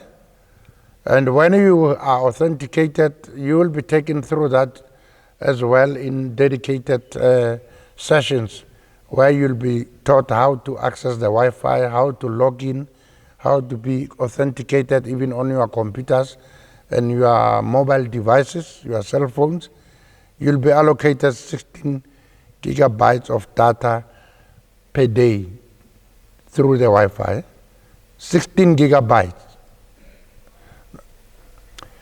With remote learning in place, students are provided with 30 gigabytes of data on their mobile phone every month from different mobile network operators That's your Vodacom, MTN, Cell C, and Telcom. That is available to you, but you'll be guided on how you make your information available, your cell numbers, through a survey that will be communicated as soon as the academic program commences. We have a special wireless access or Wi-Fi service called EduRoam, which is a secure roaming service for all students. Once you are a student of the university, you have access to EduRoam, which is our Wi-Fi platform. You can access it at any platform anywhere in the world where there is EduRoam. For example, at universities, if you visit another university in Pretoria, in Cape Town, you'll still get your Wi-Fi access through that platform. As if you are accessing it while you are on campus, here in the main campus or any other university campus. This service is available across the world. If in future you visit abroad in overseas countries and you are in a university, most likely you'll get access to EduRoam. It will still be available to you for free. You also get it at airports, international airports, the big airports. You'll still get that EduRoam access. I needed to talk about it a bit so that you understand that service which is at your disposal. You also will be allocated with an email, dedicated student email. Your unique email address is student number. So always remember your email address, official email address that you are going to use to communicate anything related to your university activities. Whether you are requesting assistance or you are communicating with your lecturers or any other functionary of the university, this is the official university email that belongs to you. It is student number at keaka.ul.ac.za. It doesn't change even after you leave the university. That email address is yours for life. So you must take care of that your unique email address, because at any given moment when you make inquiries, it is important that you know it and then you can provide it in order to be assisted. Over and above the email, you'll also enjoy other applications in the Microsoft 365 environment. Office applications, you'll be able to access Word, where you can produce your documents and prepare your assignments using Word document if you are writing essays. Excel for doing calculations, PowerPoint for doing presentations, and you can access them through up to 5 devices at a go. You will also, over and above the email, have the calendar. You can do Teams meeting, which also includes video. You have 1 terabyte of storage on OneDrive allocated to each one of you through the Microsoft platform. 1 terabyte is huge, so you have enough to store any content, your photos, your documents, and anything that is acceptable that you can store in that environment. ICT applications and services, you will be able to, you have this other channel which is called the TEF portal. You can see it on our website as part of the menu. That is where you interface with your own record as a student. You can update your see your updated financial details, your lease agreement. You can update your banking details there. You can make a health appointment with the Health and Wellness Center for students. You can do library bookings, where you want to book a space in the library. You'll also be voting for your SRC. It will be done online. You don't queue to make your voting there. Student Enabler, which is the one that you use to make your applications and your online registrations, but you'll also be accessing it to get access to your academic records and so on. Blackboard is our learning management system, which is very key to your learning activity at the university. As soon as you commence with your academic program, you will be interfacing with that. You will be taught on how to log into it. Your lecturers will be, whenever there's an online class, they will be teaching you or delivering content. You'll be interfacing with them through that platform. It's an e-learning platform, the official one for the university. You'll get online content, you'll get online assessment, test and examinations, communication and collaboration is used for all those purposes. Online classes through what is called Blackboard Collaborate, proctoring tools where you will be invigilated online when you write your exams or your any form of assessment. We also have a plagiarism check tool called Turn It In. More importantly, we also offer training for digital literacy, those that want to upskill their knowledge of how to use computers. We do offer that service. Colleagues will be around to assist you in that space. Bring your own device, I spoke about it. You go to MBI, if your laptop or your mobile device has a problem, you can't connect, you go there and you get sort of in contact on assistance or support, but you can also call a number 015-268-3645 for that particular bring your own device support, where you can deliver your device to be supported with. Remote support, there is a dedicated number that students can call for ICT support. That's 015-268-3608. Any issue dealing with your computer or any other ICT device that you want assistance with, or a system, you call that number, you will be assisted, but you can also drop an email at credentials@kiaka.ul.ac.za or support@kiaka.ul.ac.za. In future, we'll be building some WhatsApp and chat bots that will be available to you to be able to log instant calls and make queries whenever you encounter problems with the information and communication technology environment. That will be it, and we will be available throughout the year to support you throughout your journey. Thank you very much.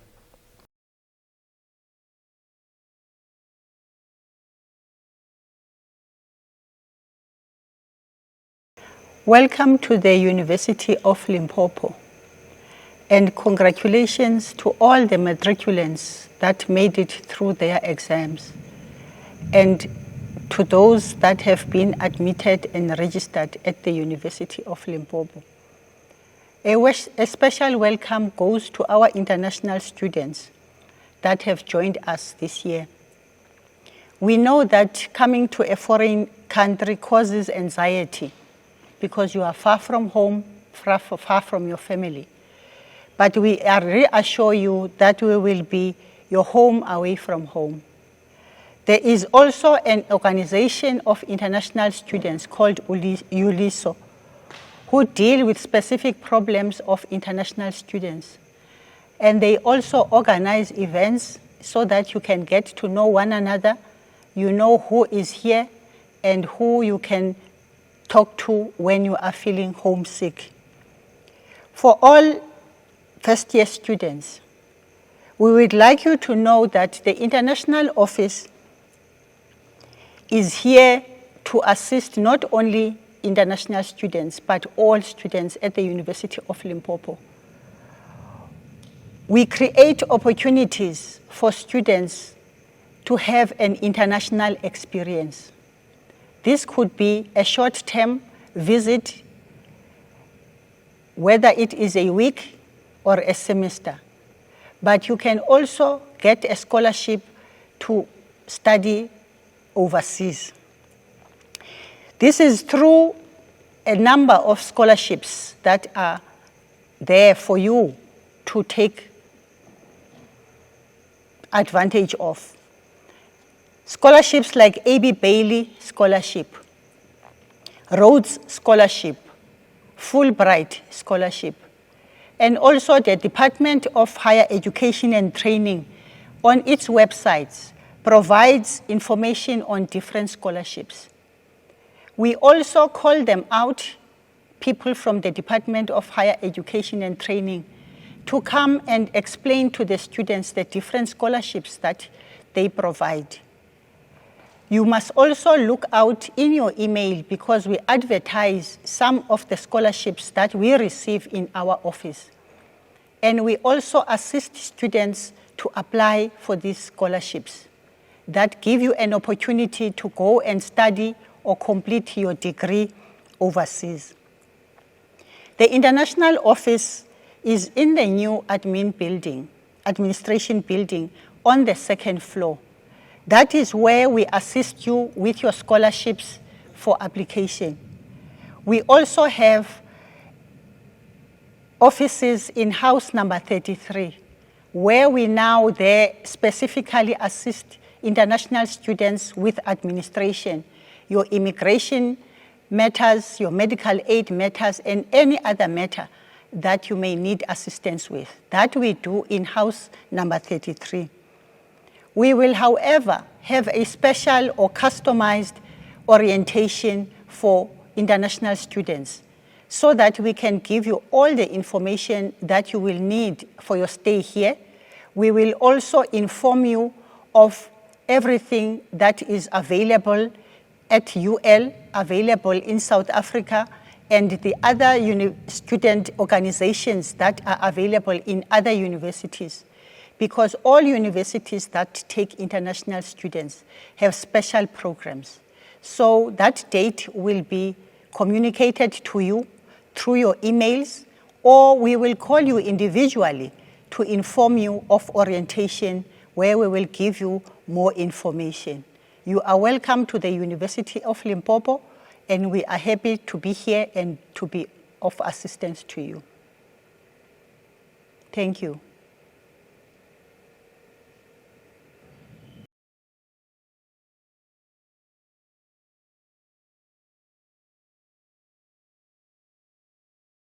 Greetings. Allow me to start welcoming you by saying you did very well in your grade 12. Hence, you are now a student of the University of Limpopo. You left an excellent mark where you come from.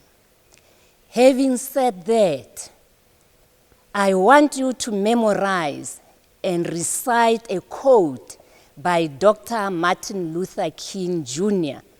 every morning before you start with your daily activities. He said, if a man is called to be a street sweeper, he should sweep the streets even as Michelangelo painted, or Beethoven composed music, or Shakespeare wrote poetry. He should sweep the streets as well, that all the hosts of heaven and earth will pause to say, here lived a great street sweeper who did his job well.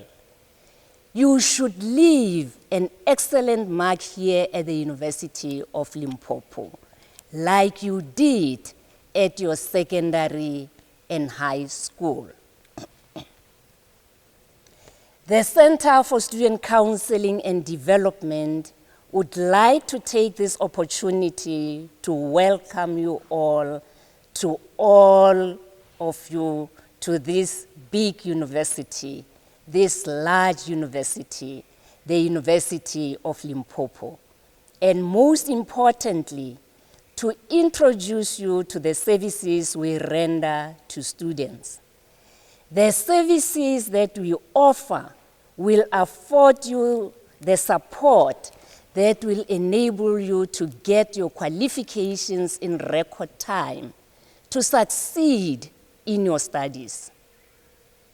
Your decision to pursue your tertiary education at the University of Limpopo is a wise one indeed. Most of the staff members, including our executive management, had to slot you in their schedules to ensure that they welcome and introduce you to their services. This shows how special and how important you are to the university. At the center, we have the psychologists, the student counselors, who are always available to talk to you and to assist you. These student counselors, the psychologists, are Matimba Chauke,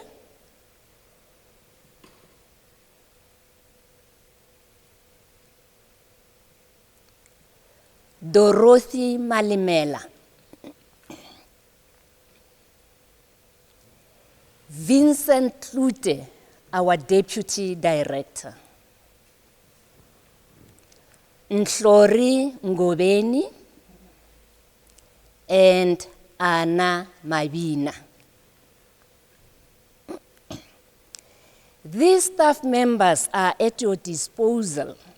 They will help you to eat better, feel better, sleep better, and look better. You will also live better if you engage with them. We have another staff member, Millicent Litswalo, our senior secretary. When you call the center, she is the one who will answer your calls and give you direction. We are assisted by what we call peer counselors. Who are these peer counselors? Peer counselors are trained senior students who assist the center in helping other students. Our dear students, I know your parents, your guardians, your siblings, your relatives, teachers, friends, pastors, and your communities have prepared you for this new home away from home. And I trust you, you will behave accordingly. You will not disappoint them or yourselves. Honestly speaking, from matric to first year at university is a big leap indeed. Entering into a new, huge and diverse environment like this university could be exciting and daunting at the same time. This could be traumatic to some people. This could be an overwhelming experience because you are treading new ground. And you may find it challenging to adjust, challenging to adapt, and challenging to cope. But the Center for Student Counseling and Development staff is always available to assist you. Always remember that as a center, our basic aim is promotion of optimum adjustment and happiness of students during their stay at the university. Your well-being, your mental health is key in order for you to succeed in your studies. The services we offer to students include, amongst others, counseling and psychotherapy, general life skills, academic skills, and career development. That is, the center assists students with the challenges related to academic, personal, psychosocial, as well as career and vocational. Looking at the academic sphere, there are times when you may find that you have difficulties in studying effectively in preparing for your tests and exams. You may find that you are not as keen and interested in your schoolwork as you ought to be. You may find it difficult to keep your mind on your schoolwork. You may experience a need to improve your reading rate and comprehension. And you may also find yourself doing your utmost in your studies, but still obtain low marks. If you find yourself in this predicament, don't waste time. Go to Block D or call us on the numbers I'm going to provide you with at the end of this presentation. Another area that we assist students with is career and vocational development. There are times when you may feel unsure about your future career. You may want to know about the various occupations from which you can choose the one that is best suited for you. You may want to know about the job opportunities that are available in your chosen occupation. You may want to know whether you have the ability, whether you have the capability, the personality, and the talent to make a success of your chosen career. If you feel this way, feel free to contact the center staff for professional help. The university is going to groom you to become responsible adults.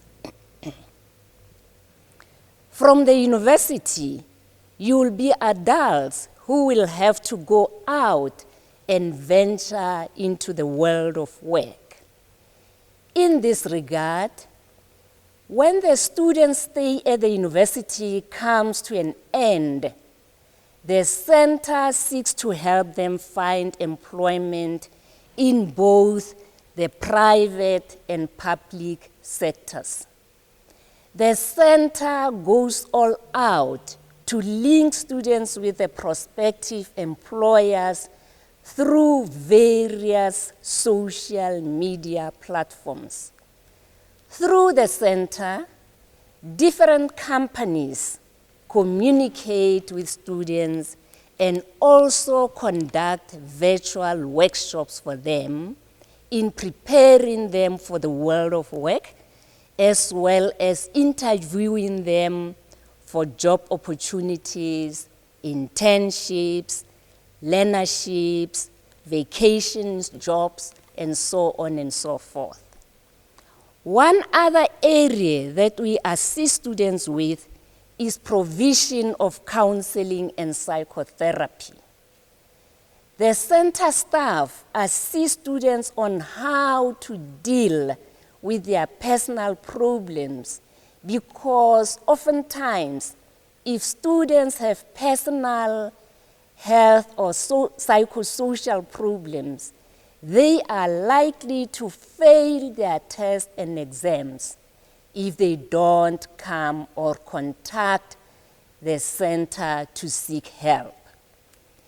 In this regard, there are times when you may find yourself feeling anxious, nervous, and depressed.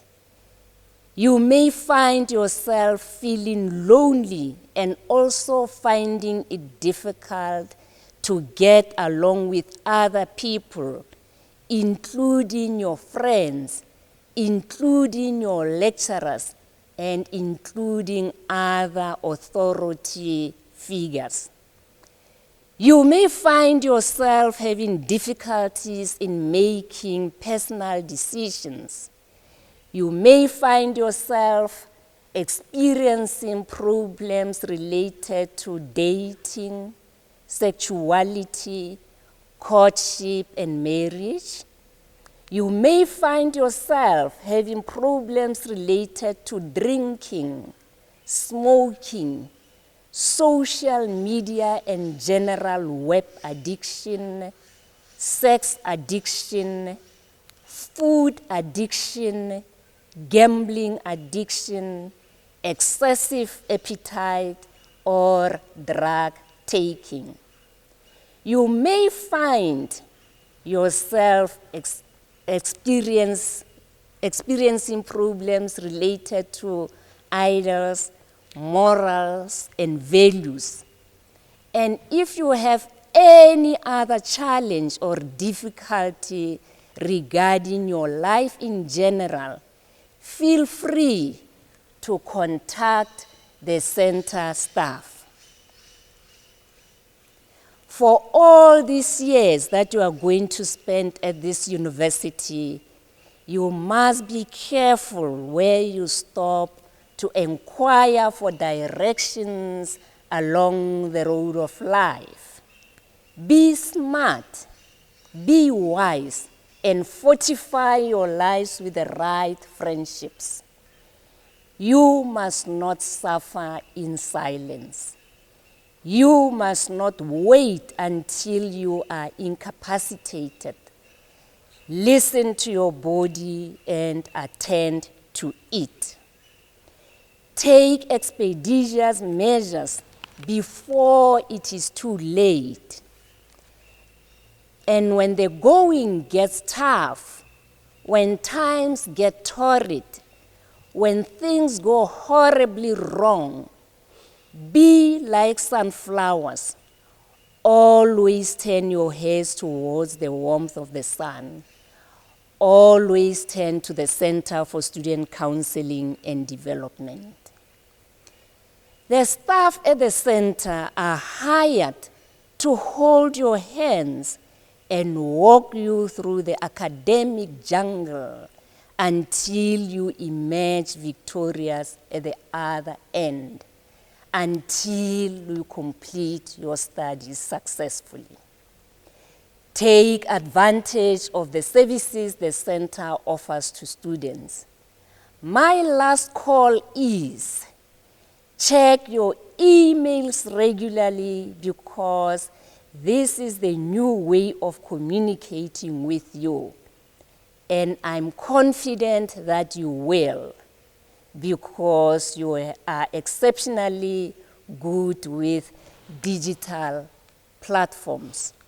You are also advised to listen to Radio TEF, talk to the peer counselors, talk to your mentors and your lecturers, surf the internet, use social media wisely, and check the university website.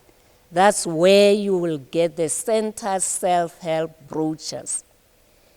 You are going to be invited by these colleagues of mine to attend online sessions in groups where the student counselors, where the psychologists and their peer counselors are going to take you through transition from high school to university life activities. Keep on checking your emails for the invitation. Our offices are located at Block D. Our office number is 015-268-2437. Our toll-free number is 0800-127-565. The email address is cscd@ul.ac.za.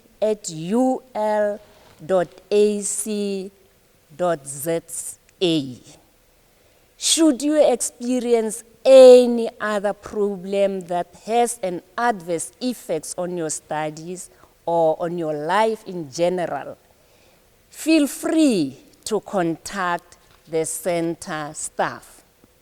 The center hopes you will soon feel at home here at our university and can fully experience the wonderful learning, growing and developmental opportunities it provides.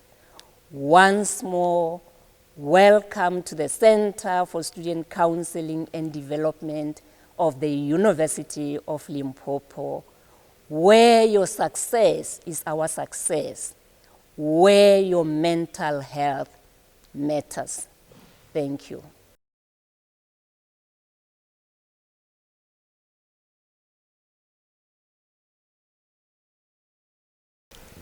Greetings everyone. My name is Justice Pugubye. I'm from the Rahwana Disability Center. The Rahwana Disability Center is the center that supports students with disabilities at the University of Limpopo. I am not alone. I'm with my colleagues from the center, and I'm going to introduce them one by one to you. Starting on my left, I've got a colleague of mine who's doing the sign language interpretation at the center. Her name is Chisikawe Zivani. She is our newest employee, and she's the sign language interpreter. We also have Surprise Pukani. Surprise is our receptionist and our secretary at the center. She also serves as the face of the center as someone with a disability. We also have Ms. Refilo Rangata. Refilo Rangata is our administration officer at the center. She's settling all the affairs relating to admin, as well as everything that has got to do with student admission, registrations, and funding, you name them all. Lastly, I've got with me Mr. Murutanyana. Mr. Murutanyana is our brailleist at the center, but we like to refer to him as the braille practitioner. His responsibilities is to produce braille for visually impaired students, especially the blind. Yes, thank you very much. It gives me great pleasure to welcome all first entering students to the University of Limpopo, particularly students with disabilities. The university has put in place resources that help enhance the teaching and learning experience of students with disabilities through its Center of Excellence, known as Rahwana Disability Center, RDC in short. The RDC plays an important role in making the university environment a livable experience and inclusive, as it serves and supports students with various types of disabilities. We provide guidance, coordinate accommodations, and act as a liaison between faculties, students, and staff. The center serves as a central hub for students with disabilities that primarily creates a reliable, accessible, and welcoming environment. To achieve this goal, the center has various sections that offers specific learning resources. Some of the cutting-edge learning resources include the low vision reading room, which has large screen computers, electronic magnifiers to help partially sighted students read their textbooks. We also have the audio braille library that provides convenient access to academic learning material. The library has books in braille and normal print that we loan out to students. We also have the braille section. This section transcribes text into alternative formats for students with visual impairments. This service is available to all students using braille and enlarged text. We have the computer laboratory, which is very spacious, that students use to develop essential skills for using adaptive technology for online teaching and learning. The center also facilitates orientation and mobility instruction for the blind and partially sighted students. These students are trained to learn their various routes on campus and the surroundings. This allows for free, independent movement around the campus and the shopping complex. There are other kinds of supports that we provide, which includes accommodations and accessibility. Accommodations are adjustments and modifications that assist students with disabilities in their academic pursuits. The center facilitates various accommodations tailored to individual needs, because the disability is not a one-size-fits-all type of a thing. Every individual has got their own way of being supported. Therefore, these accommodations that we provide include extended time on tests and examinations, alternative formats for textbooks and course materials, for example, Braille, large print, and electronic formats. We also have sign language interpreter, as you can see on my left. We've got assistive technology. We provide accessible classrooms, priority registration. Most of the time our students come here before everyone else to be assisted with registrations and other things. Accessible transportation, we facilitate that as well. We also make sure that we facilitate accessible campus facilities. Another kind of support that we provide is assistive technology. With assistive technology, this refers to specialized software, devices, or equipment that help students with disabilities overcome barriers in their learning and communication. RDC also have assistive technology where students can access specialized software, hardware, and other assistive devices. The center has screen readers such as JAWS, we've got digital recorders, we've got digital canes, we've got talking calculators, and we've got the software known as Zoom Text that enlarges text for partially sighted students to be able to read using a computer. We also have accessible material. The center transcribes course materials into accessible formats for students with visual impairments. These can include textbooks in electronic formats, accessible PDFs, Braille, and large print. We also facilitate campus accessibility. The university strives to make the campus physically accessible to students with disabilities. These include providing wheelchair ramps, elevators, accessible restrooms, accessible parking, curb cuts, and accessible pathways. The center achieved this by conducting regular environmental audits to identify cases where physical accessibility is challenging, and we make alternative arrangements to ensure that students with mobility impairments can navigate the campus independently and safely.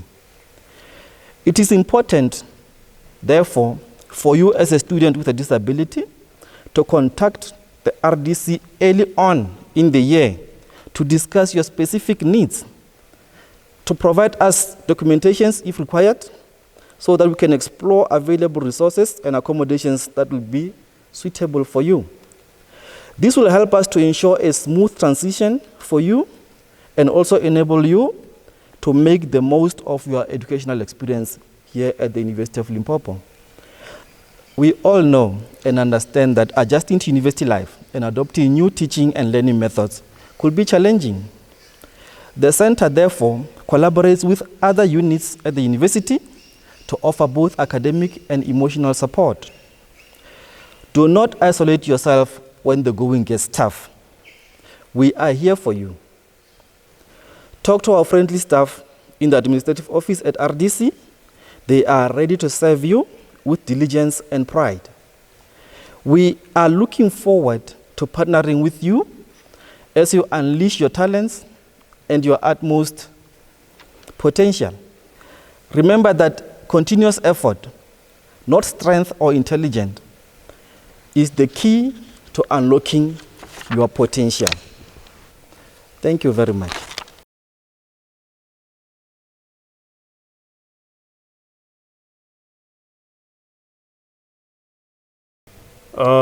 Ladies and gentlemen,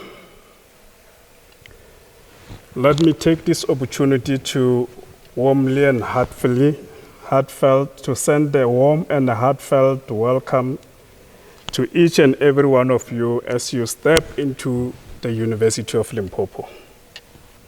As the representative of the Department of Safety and Security, I'm actually thrilled to have you embark on this transformative academic journey with us.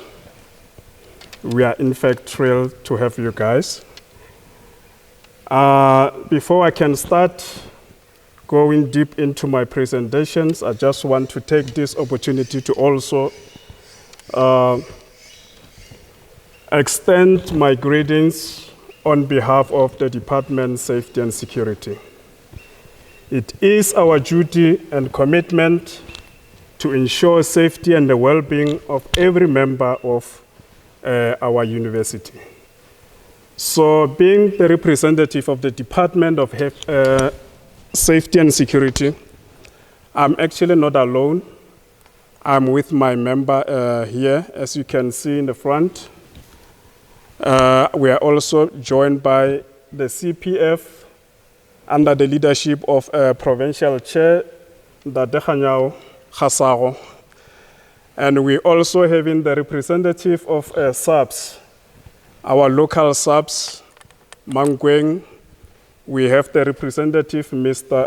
Mashiani, and the two gentlemen will also have the chance or the opportunity to pass the message in relation to the crime preventions.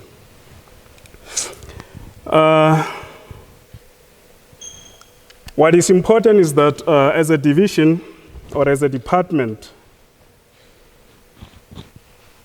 is to say to you guys that we are here to serve you.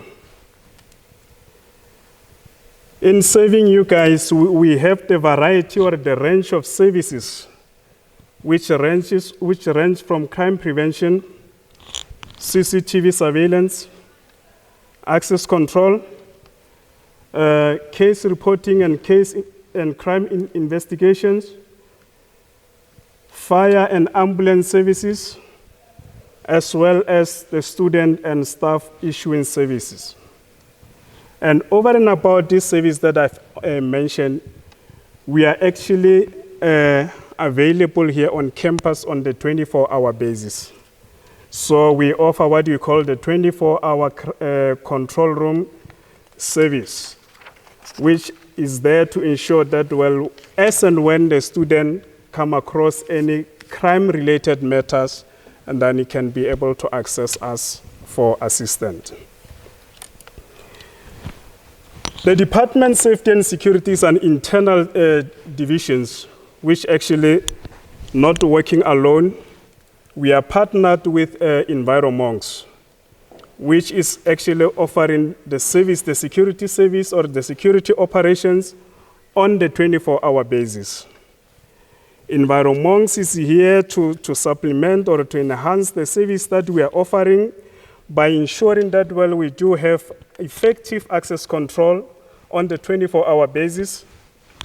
They also ensure that, well, the campus is patrolled, and they also got very sensitive facilities within the campus, and to ensure that, well, our facilities or our assets or properties are at all time safeguarded. They also offer what we call the crime response and investigations, and including what we call the off-campus patrols. The Enviromonks is not only limited to that service, they are also assisting us in as far as the surveillance and control room services, whereby they monitor the cameras on campus on the 24-hour basis and responds to issues that are detected via those cameras. I've mentioned that, well, we do have a control room service, and our control room services is there to offer the following services. Our control room is there to ensure that, well, all crime-related incidents are reported and captured by the security personnel who will be there to control.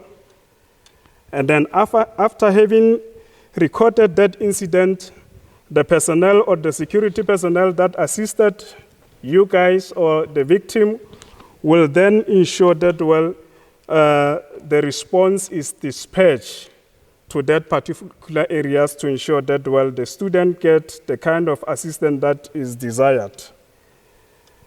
And we actually have the variety of responses ranging from the supervisions where the supervisor will respond to those incidents using the vehicles.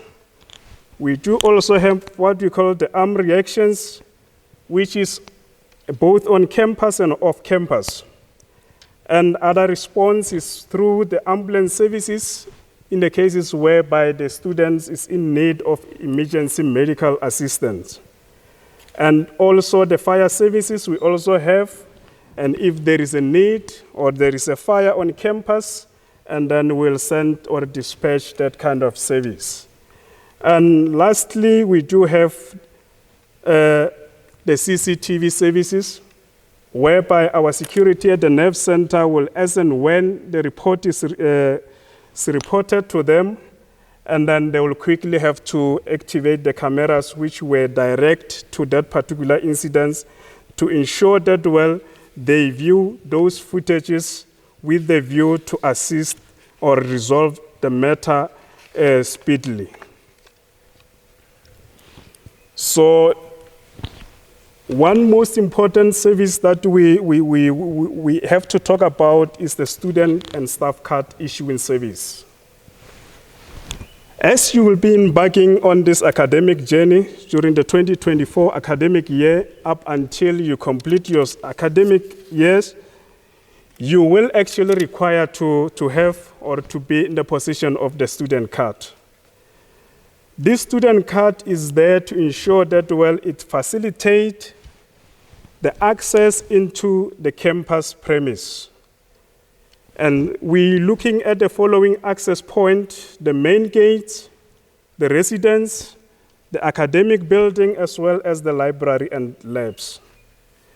Therefore, once you are issued with this student access card, you will require to carry this student card at all times, especially when you access our main gate from off campus. The student cards will be needed as part of identifications, and secondly, it will be needed to ensure that it facilitates your entry into campus. And what is important is that this card is not just a card or the ID card, but the key to access campus. Therefore, what is important that I can convey to you guys is that you do not actually, or you need to avoid borrowing this card to any person. It is your card, specifically has to be utilized by yourself, not any other person who is not the owner. So avoid borrowing the cards to a stranger. And what is important is that as and when you lose the card, make sure that, well, you report it to the security to ensure that, well, we immediately maintain campus security. I'm saying this, my fellow students, because if you look at the area where we are residing as a university, there is a high crime committed around the campus. And if we fail to safeguard our student card, it will end up facilitating entry for the people who are unauthorized to be on campus. So it is important to emphasize that as and when you lose the card, ensure that, well, the matter is reported to campus control so that the card will be deactivated. And you also need to understand that once you lose the card, there is a fee of 270 for the replacement or for the issuing of the new card. So when we talk about safety, we often say to you as a student that your safety is not just our responsibility, but a shared commitment. I'm saying this because what is important is that as a student, you also have to be actively participating in our collective effort to create a secure and thriving campus during your stay. So I did mention when I was talking about the services from campus control that, well, one of the response will either be from the fire or ambulance. So I just want to get into that item and talk a bit about it. The University of Limpopo is having a 24-hour service, ambulance service. So in this case, as and when you experience any medical emergency situations, then you will need to report to campus control and they will dispatch the ambulance for your assistance. So I do have the following important numbers. You have to note them down. Number 1 is 015-268-2823. Number 2, 268-2498. Number 3, 268-2500. And lastly, 268-4677. Let me repeat the last one, 268-4677. So once again, ladies and gentlemen, I just want to take this opportunity to welcome you to the University of Limpopo and to also emphasize that we are here to support you and wish you a successful and secure academic journey as you will be embarking on this academic year.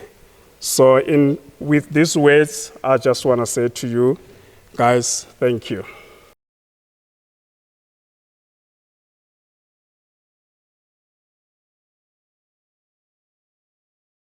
Thank you very much. I would like to pass my greetings to the university management, my greetings to safety and security led by Ntate Mampa, the communication from Mount Queen Police Station, communication, Captain Mashiane, Ntate Papala from the Community Police Forum, with the community in blue and the media and the student population. I am Khasago Mope France, the chairperson of the Community Police Board in Limpopo. So ours is to augment the responsibility that the University of Limpopo is one of the university within the policing area of Mankweng. And what I want to say as the community police structures, remember we are volunteers in making sure that the safety of everybody in this country is secured. Our responsibility is to make sure that we interact and we call meetings at the police stations and also at the local residential areas like Mount Queen community walls, wherein we then talk to the issue of crime. Then we call upon the student population who resides off campus. Do not miss those meetings of the Community Police Forum, because it is very much important that you should attend such a meeting in order for you to be able to equip yourself with information. Remember, there is one thing that you need not have to compromise, is your safety. You can't just say, because I could not get a space to reside in campus, then therefore any space that I can get out of campus, I will reside in that particular area. It is not safe. Make sure that your safety come first, because here we come in to study, and therefore it is the responsibility of the local CPF together with the district and the province to make sure that the members who are at this institution always find themselves happy. So let's look at the CPF objective. Is to establish and maintain partnership between community and the police, promote communication between community and the police. Why are we saying we promote communication? Initially, during the apartheid system, there was nowhere where a member of the community could be able to interact with members of the South African Police Service. But now that is a service, we need to improve the communication so that you may not find yourself as a victim. When you go to the police station to report a case, then you also get a secondary victimization. So of which, as CPF, we are saying, this should stop. Hence, we need to promote communication between the members of the community and the SAFs. Promote cooperation between community and the police. And also, identify the problematic area. In case there are drug laws, there are criminals that are terrorizing our students, maybe returning back from their study, and only to find that there are those that are drinking around and then terrorize the student. So for us to be able to do that, we then identify the problematic area. After identifying such a problematic area as a member of the community, you then report this to the police for the police to act and make sure that the area that you're passing is safe. Then we're looking at our activity. Those were objectives, activities. The CPF are holding monthly meetings at the station. They also hold meetings at the respective villages surrounding the university or surrounding the policing area of Mankweng, wherein you raise your challenges, and then those challenges need to be taken into consideration by men and women in blue, which are the police. And then from there, we then launch what we call crime awareness campaign. So those campaigns are also informative. So our community need to attend to that. Don't say because when you are far from this Limpopo University, you're coming from Gauteng, you're coming from anywhere. You must remember that here, you're coming here for study. And as such, any meetings that are held to make sure that you are safe, you must also attend such meetings. So we have door-to-door campaigns, of which our CPF in their regalia together with the police, they will then go to address those issues. We are saying, as we close, we have zero tolerance approach to corruption and criminality. Those are the things that we should always guard against.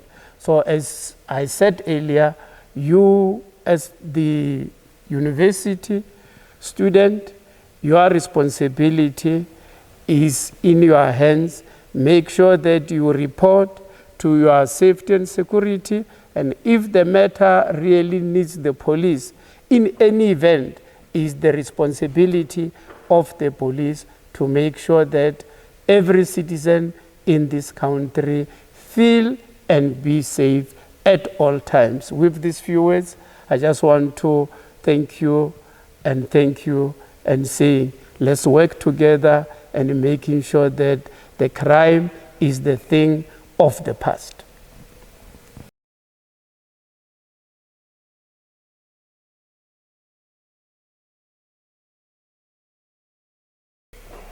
The management of University of Limpopo,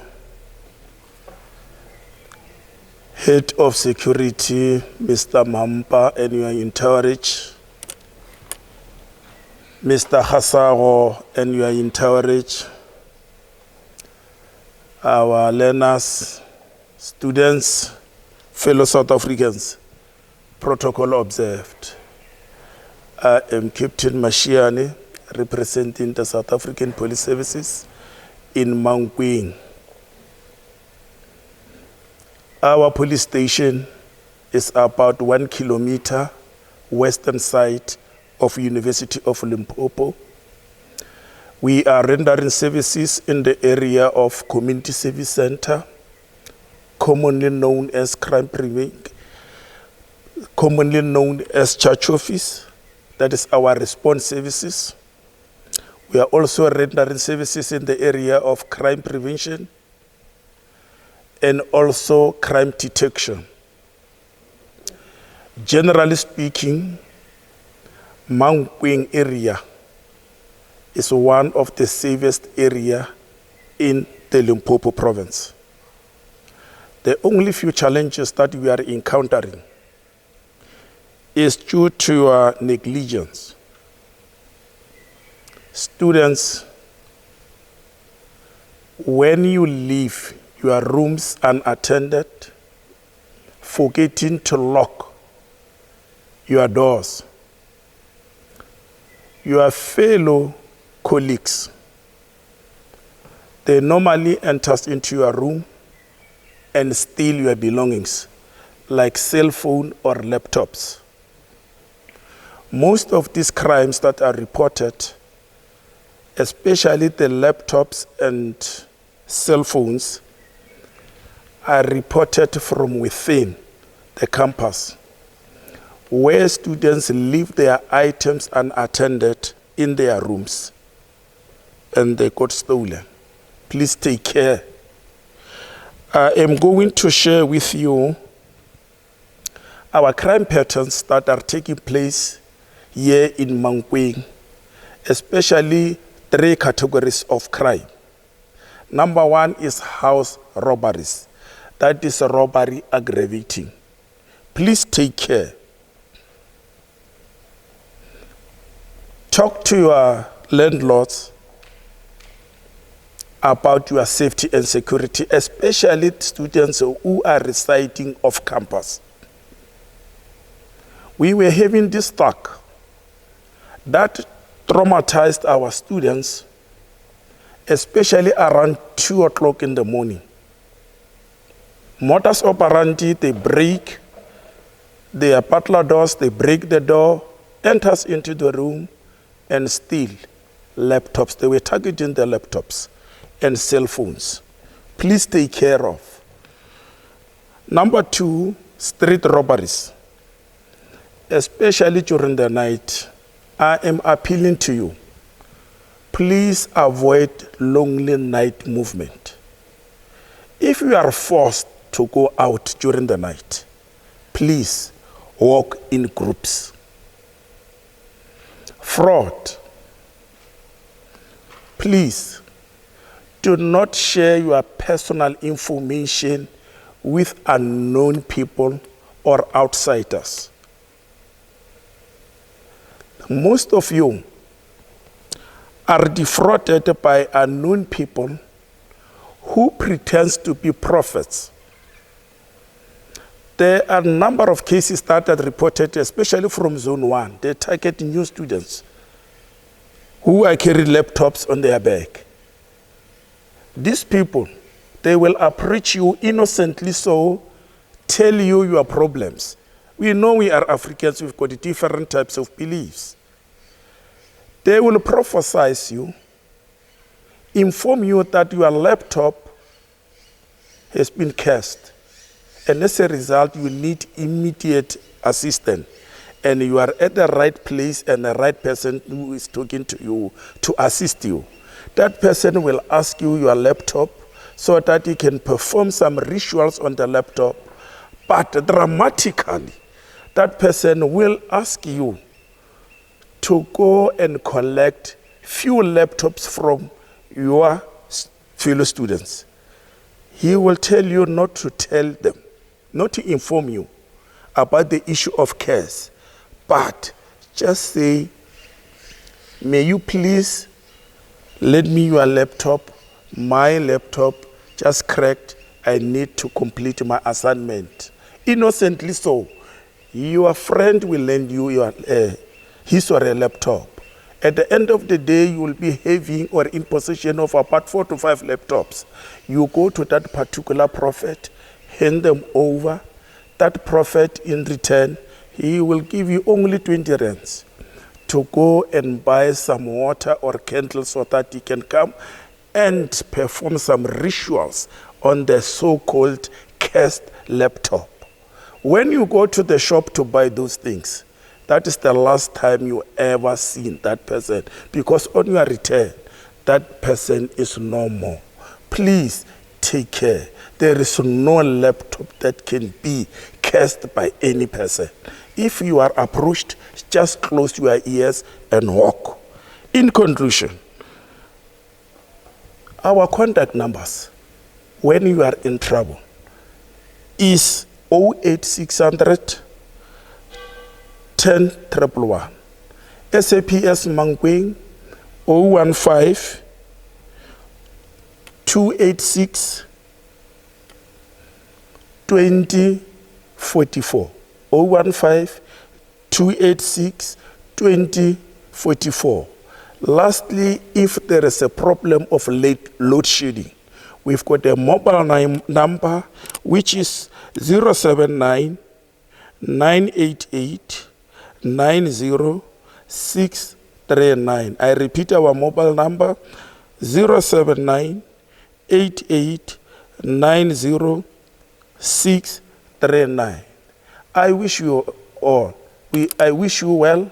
May God bless you during this academic year. Thank you very much.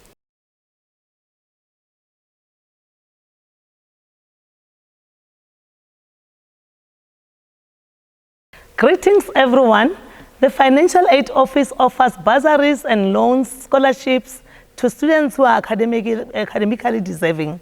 This is applications that are made by students to various sponsors, and the funding decisions are shared with the university, and which will cover all costs for students if they qualify.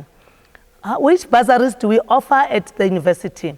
The university offers the Merit Award Bursary, which is for students who have exceptionally performed in their matric, and this bursary covers the tuition for the current year.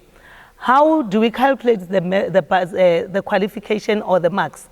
The student will take the statement of results, calculate 6 subjects except life orientation, get a total and divide it up over 6. Once the total is 70% average and above, then the student qualifies for a merit bursary. The form is obtainable on the university website, and you download the form, complete and submit supporting documents to the email account provided on the form. Students are urged to submit correct documents, certified documents within 3 months. Once the student qualifies, the colleague will share with them on their email that they've been cleared for registration. Students who receive bursary during the course of the year will forfeit the Merit Award Bursary if students are not allowed to have 2 bursaries. The other bursaries that we are offering or administering, these are private sitters and government bursaries. They are administered by colleagues at Financial Aid. The private bursaries, for example, ESCOM, SASOL, are administered by Mr. Morero. The email account for inquiries is privatebursaries@ul.ac.za. We also have government bursaries that are your departmental bursaries that are offered and administered by Mr. Nkwana. The email account is governmentbursaries@ul.ac.za. Sitter bursaries administered by Mr. Tefu. Email account is sitterbursaries@ul.ac.za.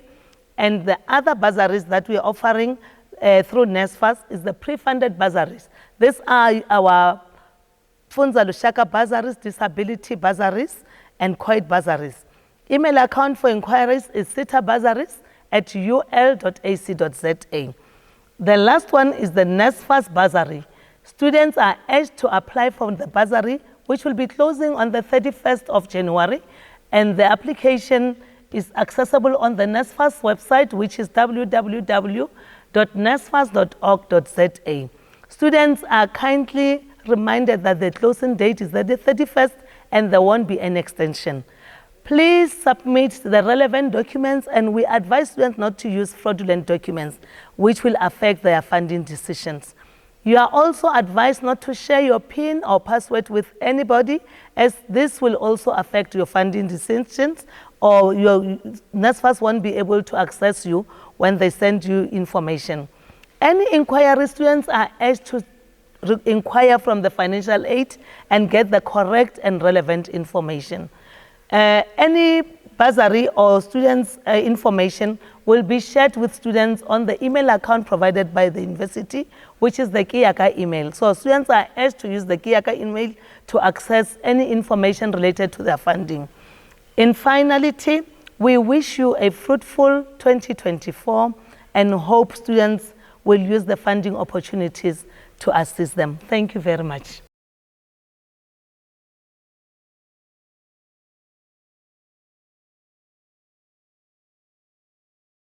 Greetings to all who are listening, and I'm here to present about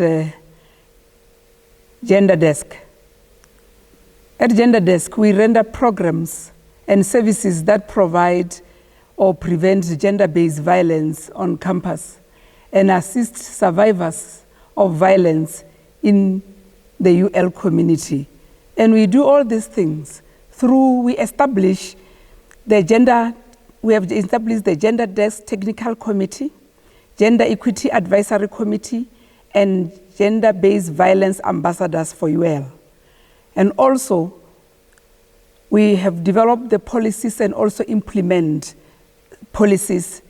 The first policies that we have developed and implemented is Code of Ethics for GBV Prevention, that is for 2022, Sexual Harassment Policy and Procedure, 2011, Protocol on the Management of GBV and Protocol on the Management of GBV, that is 2022, and Department of Higher Education and Training Policy Framework, which address GBV in the post-schooling education and training system of 2020, and all higher health GBV protocols and procedures. We're ensuring that tangible assistance, that is emergency response, psychological support, trauma health care, and legal help are accessible to all students and staff. Then when we talk about the Code of Ethics for GBV Prevention, this one is for all campus community members. Then they are required to sign onto and adhere to and agree upon the institutional Code of Ethics. This could be done at the point of student admissions, student election into leadership structures within the institution, or in case of staff at the time of employment or contracting. The Code of Ethics consists of a set of standards for appropriate behavior. It also gives guidance on how to avoid situations that increase chances of behavior that may be classified as inappropriate. And the Code of Ethics should be interpreted in the spirit of common sense with the best interest of the most vulnerable members of the campus community being the primary consideration. It includes adherence to the highest ethical standard, human dignity, compliance with the rules, regulation, and policies of the institution, respect for others, respectful behavior, open exchange of ideas, refrain from hate speech, alcohol and substance abuse that we are discouraging, and consequences of failing to adhere to the Code of Ethics. Then we follow the institutional disciplinary procedure. And gender-based violence includes the following, that is sexism, unfair discrimination based on gender or sexual orientation, sexual harassment, sexual assault and rape, abuse of power and conflict or interest based on sexual or romantic relationship. Then there are forms of this gender-based violence. First one is the violence against women and girls, then violence against lesbians, gay, bisexual, transgender, queer, and intersex community. We do have the community of LGBTQI on campus. Therefore, they need to be treated with respect and dignity. And intimate partner violence is another form, and domestic violence, sexual violence, and the last one is indirect or structural violence. These are the forms of gender-based violence that we'll be talking about. And sexual harassment, you know, we do have also forms of sexual harassment. There are those that we classify them as physical conduct of a sexual nature, which include all unwanted physical contact ranging from touching or sexual assault and rape, including a strip search or in the presence of the opposite sex. And also we do have the verbal forms of sexual harassment. Then also this include unwelcome introduce, suggestion and hints, sexual advances, comments with sexual overtone, sex-related jokes or insult or unwelcome graphics, comments about person's body made in their presence or directed towards them, unwelcome and inappropriate inquiries about person's sex life, and unwelcome whistling directed at a person or group of persons. Also, there are another one which is a non-verbal form of sexual harassment, which include unwelcome gestures, indecent exposure, and unwelcome display of sexual explicit pictures and object. And also there is this form which is called quid pro quo harassment. This one is when the member of management or an employee undertake or attempt to influence the process of employment, promotion, training, discipline, dismissal, salary increment, or any other benefit of an employee or job applicant or student in exchange of sexual favors. That is the one which we called quid pro quo harassment. And also there's another form of harassment which is called sexual favoritism. This one exists when a person who is in position of authority rewards only those who respond to his or her sexual advances, whilst others deserving employees or students who do not submit themselves to any sexual advances are denied promotions, merit rating, or salary increases, or even other benefit like passing an assignment. Then how do we go by reporting this complaint that you may have? If you find that you, as a person, you are raped or sexually assaulted, we know that this person suffers an acute physical, emotional, and mental trauma. Therefore, it is the institution's responsibility to ensure that any member of the campus community who is raped or sexually assaulted is offered a humane and professional care and support. Insensitive, ignorant, or insufficient institutional responses constitute a secondary traumatization. Then a person who is raped or sexually assaulted suffered an acute physical, as I already said. Therefore, in other ways, the person who is having that needs he himself to report directly to gender desk, or maybe can report to all the other offices that I'm going to be mentioning before I conclude this. And also, we say the incidences need to be reported within 72 hours. Why are we saying this incident need to be reported within 72 hours? It is necessary to receive the immediate medical attention. And the medical attention that we talked about is post-exposure prophylaxis for HIV. In other words, we need to prevent HIV. Then if you report within 72 hours, if we test you for HIV and we find that it's negative, then we give you what we call post-exposure prophylaxis. But if it's positive, it means that it didn't happen with that incident of that particular rape within 72 hours. Then in other ways, you need to report so that if you are negative, you will remain negative. And then sexually transmitted infection also will take care of that. And postcoital contraception to prevent pregnancy. With this type of contraception, we make sure that because that pregnancy or that sexual encounter happened, forced or the one that you were not agreed upon, sometimes if we prevent that you must not fall pregnant, then if you come within this 72 hours, report within 72 hours, then you can be treated and you can be given this treatment to prevent pregnancy. Also, with this 72 hours, it assists us if you want to lay criminal charge with the South African Police Services, because as you know that they are going to need evidence, and one of the evidence or some of the evidence is specimen collection before hygiene procedures so that they can get the correct specimens that they want. And also, all the cases, whether they are happening on campus or at home or in the community or off campus, you need to report. Also, even if you fail to report within 72 hours, at any time, you are welcome to come to Gender Desk and report. And also, as I know that first-year student, you'll find that you walk around the campus. There are people who talk to you the way you are not comfortable, who talk to you, they will touch you. Come to Gender Desk and come and report. What are our roles as Gender Desk? We provide a safe and confidential space with full-time counseling support to complainants and survivors of GBV. And also, confidentially, we advise complainants and survivors of GBV, and we drive initiative to enhance awareness and communication on general gender issues. And also, we provide educational programs regarding gender discrimination, sexual harassment, and sexual offenses prevention for staff and students on campus.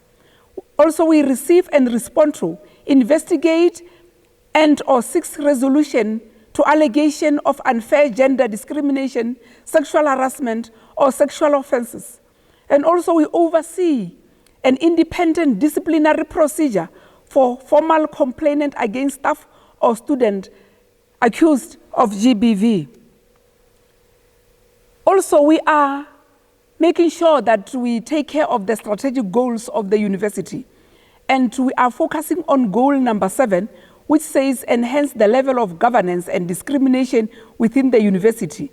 That is UL as a safe, efficient, ethical, transparent, and accurate, accountable institution. And the strategic objective there is to create a safe and conducive environment for excellence.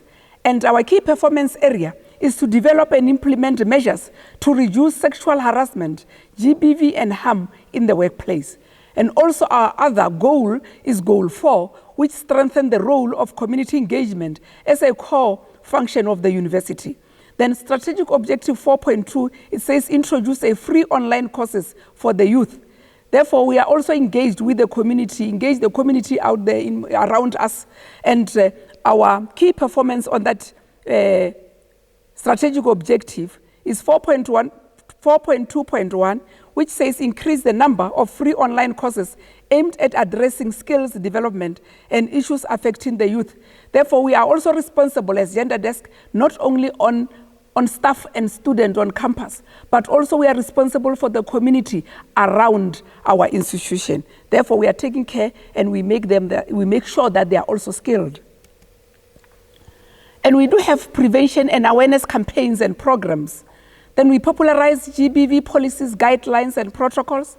And also we conduct GBV and sexual harassment workshop for staff members and also for students. We provide counseling and support to staff members who experience GBV, that is survivors and perpetrators. And also we do so to provide counseling and support to all our students. And also we also make sure that we provide and also we support and we coordinate all the organizations of students on campus. And we do have Men's Association Against Violence. We do have a community of lesbians, gay, bisexual, transgender, intersex community. And we do have all the others that SRC also is one of the the organization that we take care of and make sure that we work with them for the prevention. And all the other organizations, student organizations that are on campus, we support them and we make sure that whatever they plan, we work closely with them. And coordination and facilitation of awareness, that is advocacy campaigns. We know that we are working together with all other stakeholders and other divisions for First Thing First campaign. We also work with others for National Women's Day commemoration and also for 16 days of activism against GBV and other gender-related activities. As Gender Desk, we make sure that we coordinate, even though we find that the activity or the awareness is not our core at that time. But as long as a faculty or division or section, they want to conduct something gender-related, we are there to work together with them. And also we support students on gender-related studies. If they are studying something gender-related, then we support them. attending national, provincial, and local meetings and conferences. And also we are hosting national, provincial, local meetings and conferences. That is also our role.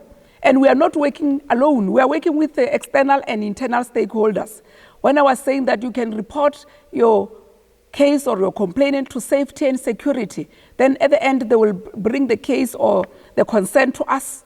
We are working together with South African Police Services, Reagona Disability Center, Residents Admin, Health and Wellness Center, Tutuzela Care Center in Mankweng Hospital, Counseling and Development Center, SRC Gender Desk. We all work with them and all the faculties.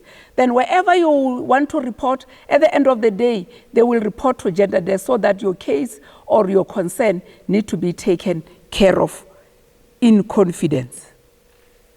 Wish you all the best while studying at UL. While together, we are finding solution for Africa. Thank you for listening.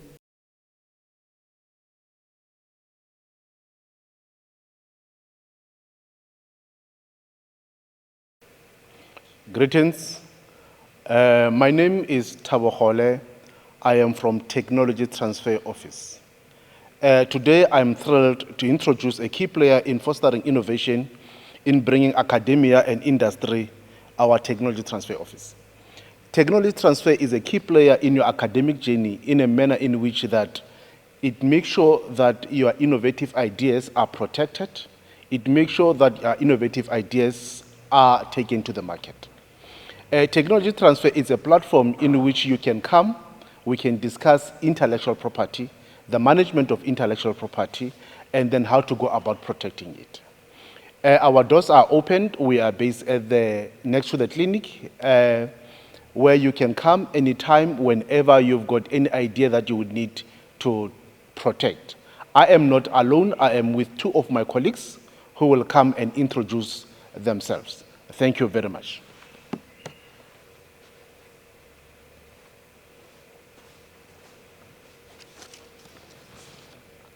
Greetings.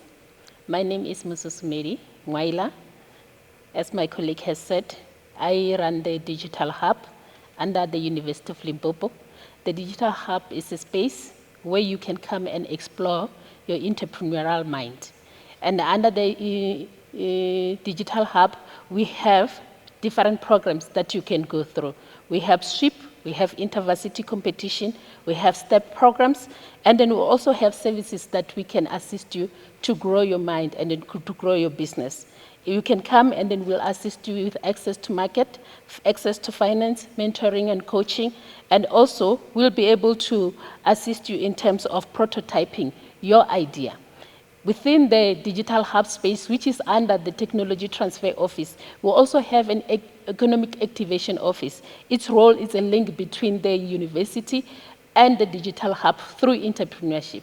So you are welcome to visit us and we'll be able to assist you in changing the mindset to become an entrepreneurial student. Thank you.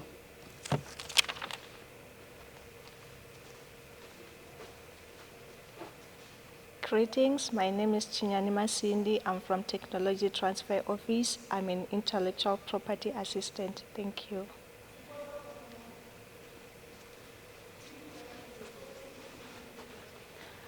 Good day, my name is Shangani Matewula. I also work at the Technology Transfer Office. We are hoping to see you there. Thank you.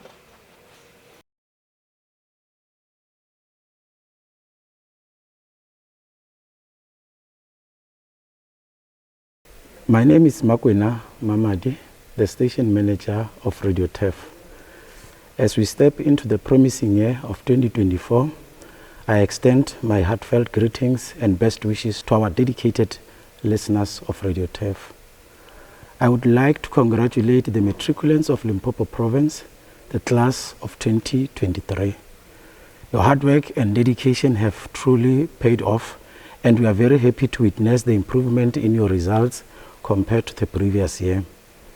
Your achievements are a testament to your resilience, and we wish you continued success in all your future endeavors. To the first entering students embarking on a new chapter at the University of Limpopo, I extend a warm welcome to this beautiful institution. Your journey into higher education is a remarkable milestone, and we have every confidence that you will excel in your studies. To those aspiring to step into academic world of media studies, look no further than Radio TEF. Our doors are always open to passionate individuals who are eager to learn about radio or broadcasting. Our team is always here to guide you, nurture your talent, and provide hands-on experience in the thrilling field of radio. This year marks a significant milestone as Radio TEF celebrates its 30th anniversary of uninterrupted broadcast. The students of the then University of the North, now University of Limpopo, together with university management and community people, established the station in 1994. The station is celebrating its 30th anniversary under the theme Radio TEF at 30. As we navigate the coming year together, let us continue to be a source of inspiration, information, and entertainment for each other. Here's to an incredible 2024 filled with exciting broadcasts, memorable moments, and the timeless spirits of Radio TEF. We are thrilled to have you here and excited for the journey you are embarking on. Thank you so much, and once again, welcome to the University of Limpopo. I will now hand over to my colleague, Mr. Peter Maluleka.